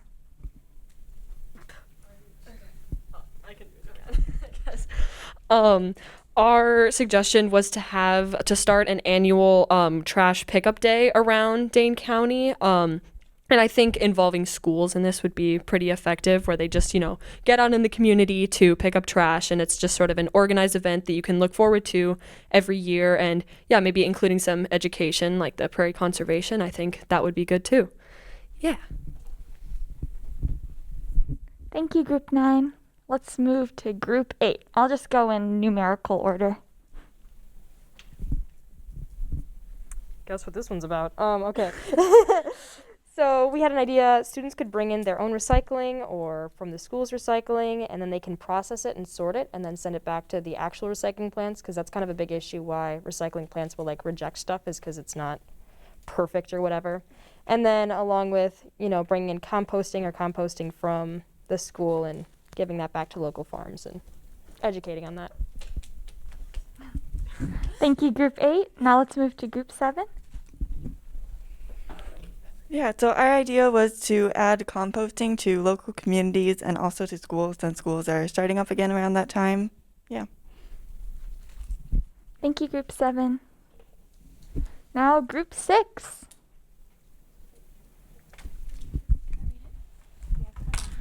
So for our November idea is to encourage our schools to look at more environmentally conscious alternatives and making sure every school has a green club or an environmental club. Thank you, Group 6.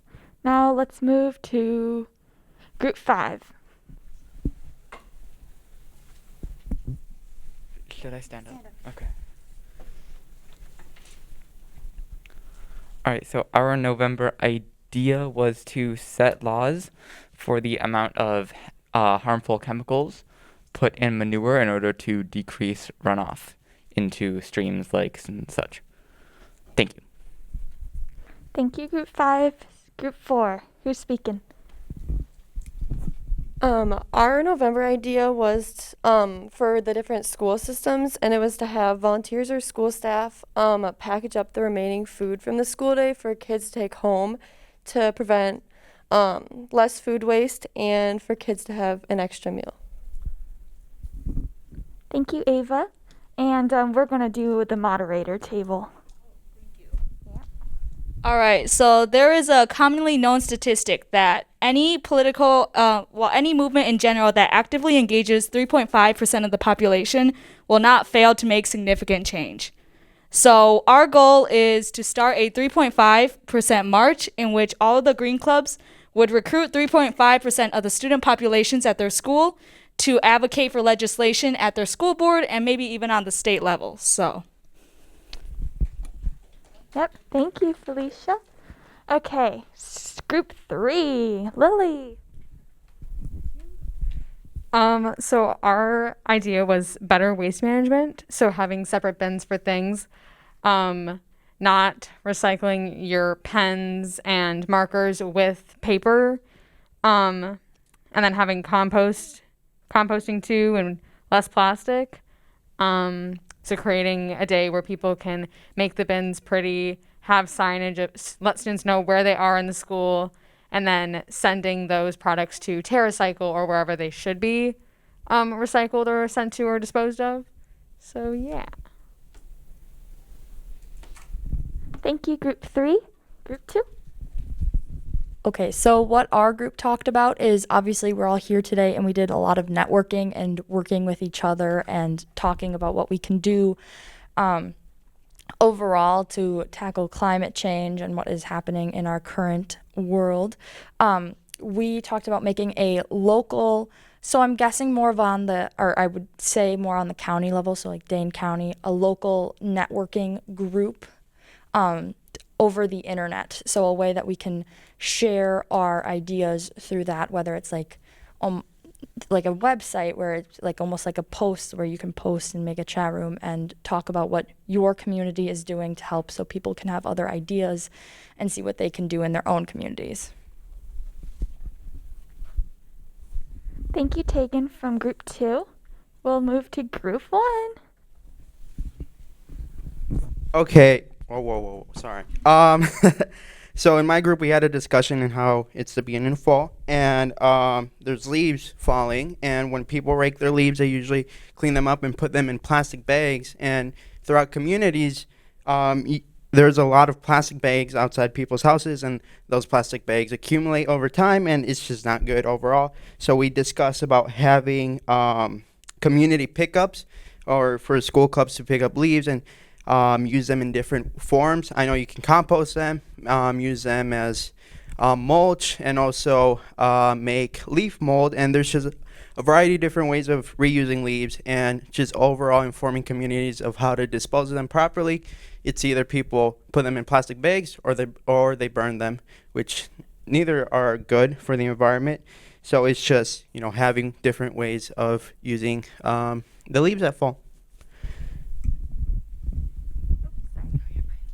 Thank you, Alan, from Group 1. And I think that concludes our November 2022 brainstorming. Could we collect all the sheets with their ideas on it? All the sheets? The long lists, their list. Okay, we would like to collect all the sheets that you have those like brainstorming on. It's okay if your handwriting wasn't the best. We would just like to collect that. She did send us a video, so we'll show that from Glasgow, talking to this group. Okay.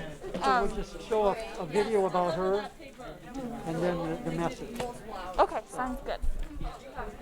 Yeah. I wish I had a couple of times. How was like 2 minutes? Thank you.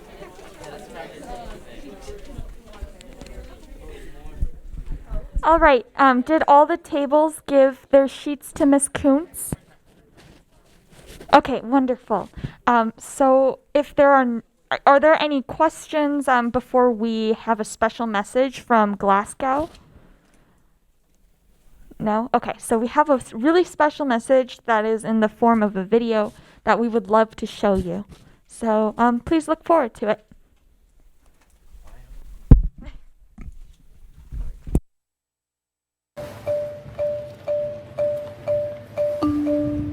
I'm just a girl from a remote area in the Philippines, and I don't have any power, and I wasn't expecting that people would be interested in my story.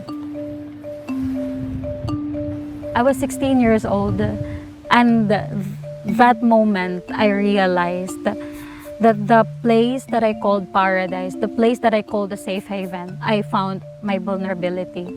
And from that vulnerability, it urges me to do something that I don't want to feel, just to feel like a victim.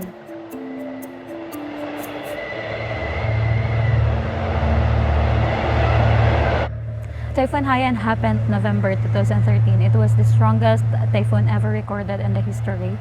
The wind was like a whistle coming from the core of the earth. The water was already high, and it was coming to our evacuation center.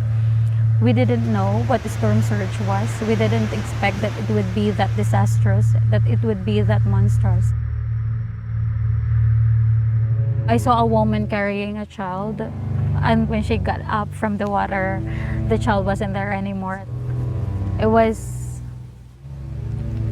like a moment of silence, like we were crying. So I went to our house to see if our house was still there, and I cried when I saw that we did not have our house anymore. My childhood stopped during Haiyan, because after that everything just changed. I needed to be mature. I needed to survive on my own. I needed to support myself. I know now what's the purpose of my life. I felt that I will fight whatever happens for the future. Depuis 2 ans, elle est devenue l'ambassadrice de son pays vulnérable au typhon.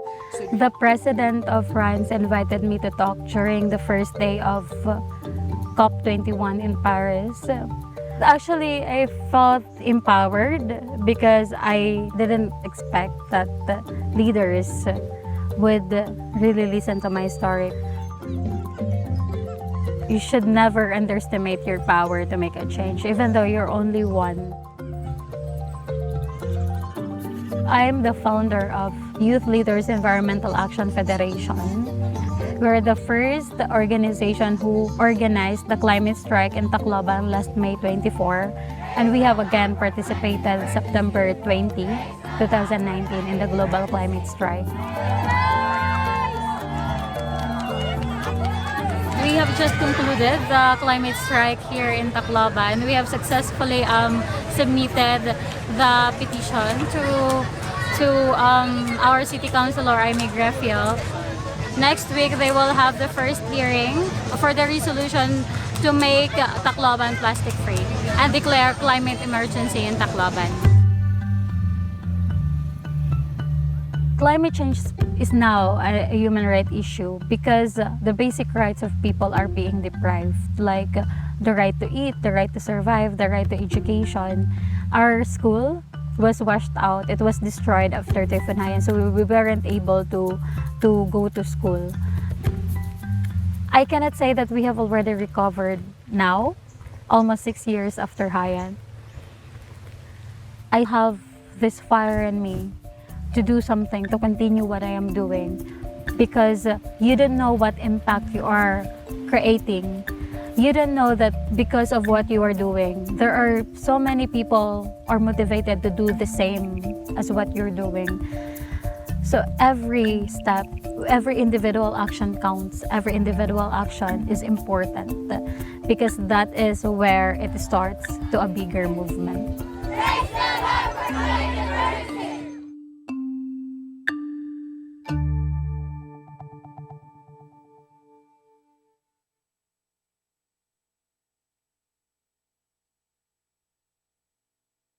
Amazing youth from the Dane County.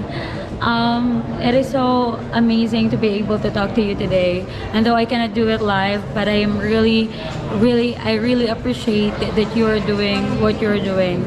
I really appreciate that you're learning about the climate crisis and how you can participate in adapting and mitigating to it.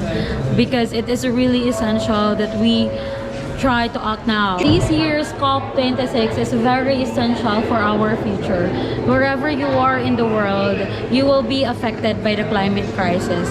And the decision that will be made in COP26 will all affect our future, will all affect what we will do, what we will be experiencing in the near future. So even if you're there in the US, you have something to say. You can call on your government. You can write petition emails to them that you really want to take part in the climate action and that you want your government to make climate action a priority because it is so important. And wherever you are, you can actually make a climate strike to call on your leaders to prioritize climate action and to support the vulnerable communities and the loss and damage. Thank you and have a great day. Hello? Oh, yeah, this is on now. Okay. All right. So the question we have to ask is what's next for us? Where do we go from here? So this conference is about being the start of something bigger, but now we have to figure out where we go from here. So how do we follow up this conference, stay connected, get others involved? Should we do this again? How do we pursue a project that we talked about today? And how do we organize? Okay, so do you want to just do this as like a question? Sure.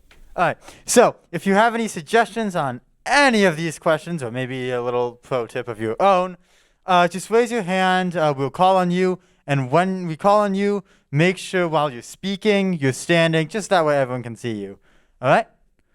Yes. encourage everyone to fill out the evaluations, and that will help us greatly in planning future activities. Yeah, that will help us a lot. And, if we ever want to have these conferences again. Anyone else who would like to speak?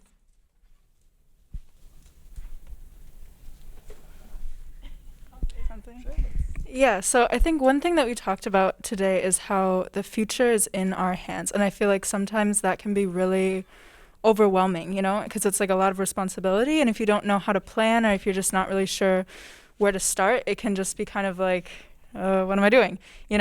So I think one thing that's really important is that we stay connected after this, either through social media or in any other ways that you guys have suggestions about, because I think that, obviously we can't do it alone, but if we have our green clubs at school or something like that, that we can not only use that, but connect with other green clubs and stuff like that, so we can have a big community of people.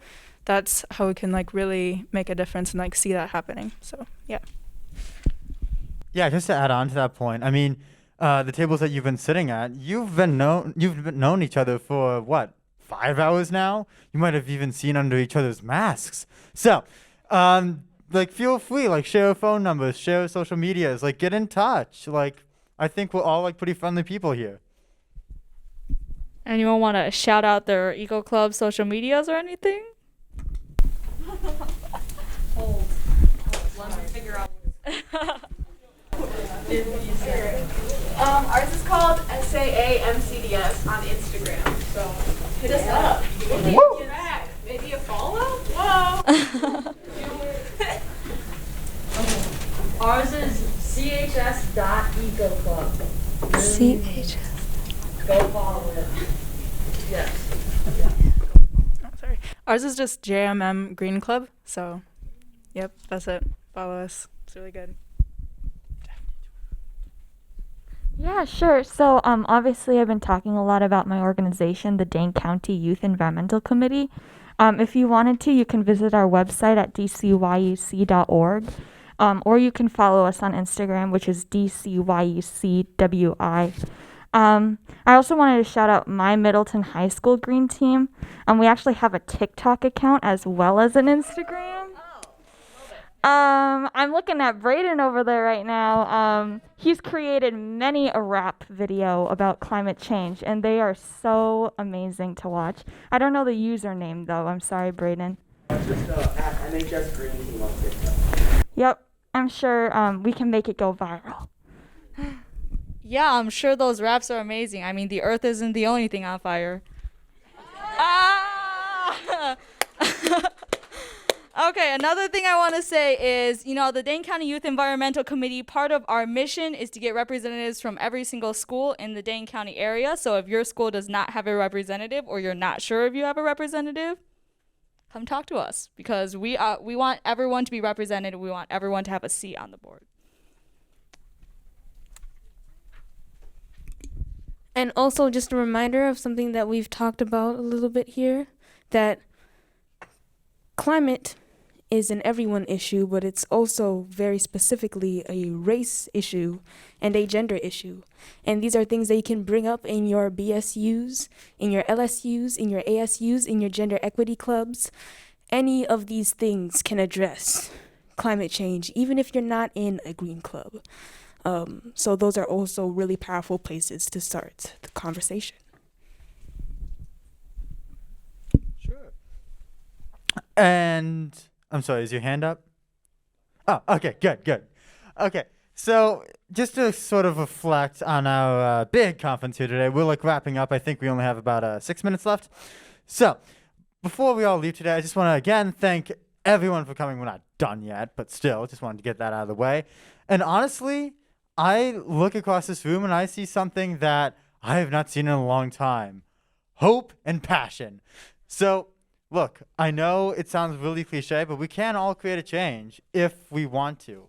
So, with that message, I think my ranting is over. Is there anyone else who would like to add something? If no one else has anything to add, we would like to thank you all for joining us here today. We are very happy to be attending and to have you here.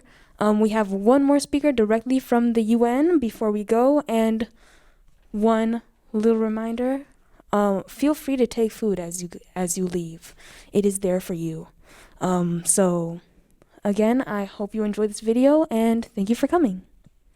Change the world, everyone.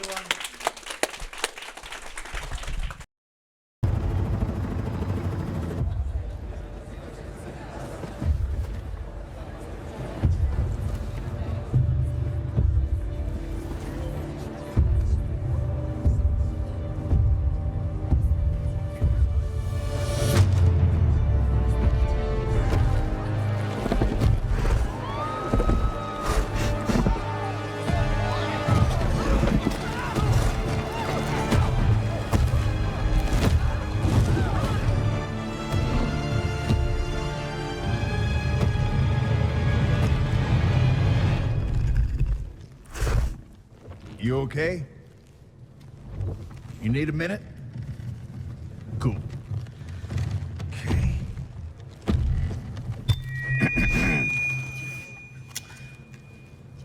Listen up, people.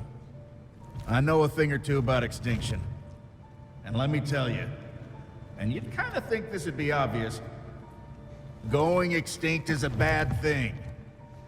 And driving yourselves extinct? In 70 million years, that's the most ridiculous thing I've ever heard. At least we had an asteroid. What's your excuse? You're headed for a climate disaster, and yet every year governments spend hundreds of billions of public funds on fossil fuel subsidies. Imagine if we had spent hundreds of billions per year subsidizing giant meteors. That's what you're doing right now. Think of all the other things you could do with that money. Around the world, people are living in poverty. Don't you think helping them would make more sense than, I don't know, paying for the demise of your entire species? Let me be real for a second. You've got a huge opportunity right now. As you rebuild your economies and bounce back from this pandemic, this is humanity's big chance. So here's my wild idea. Don't choose extinction. Save your species before it's too late. It's time for you humans to stop making excuses and start making changes. Thank you.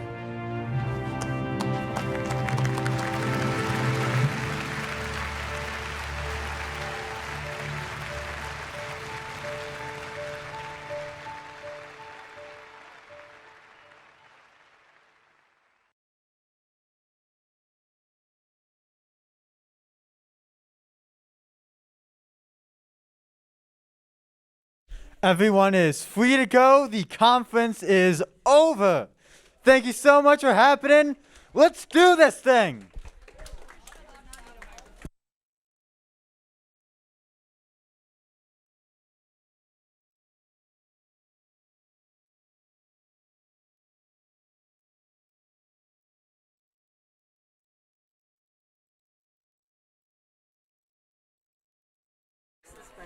Okay, got you.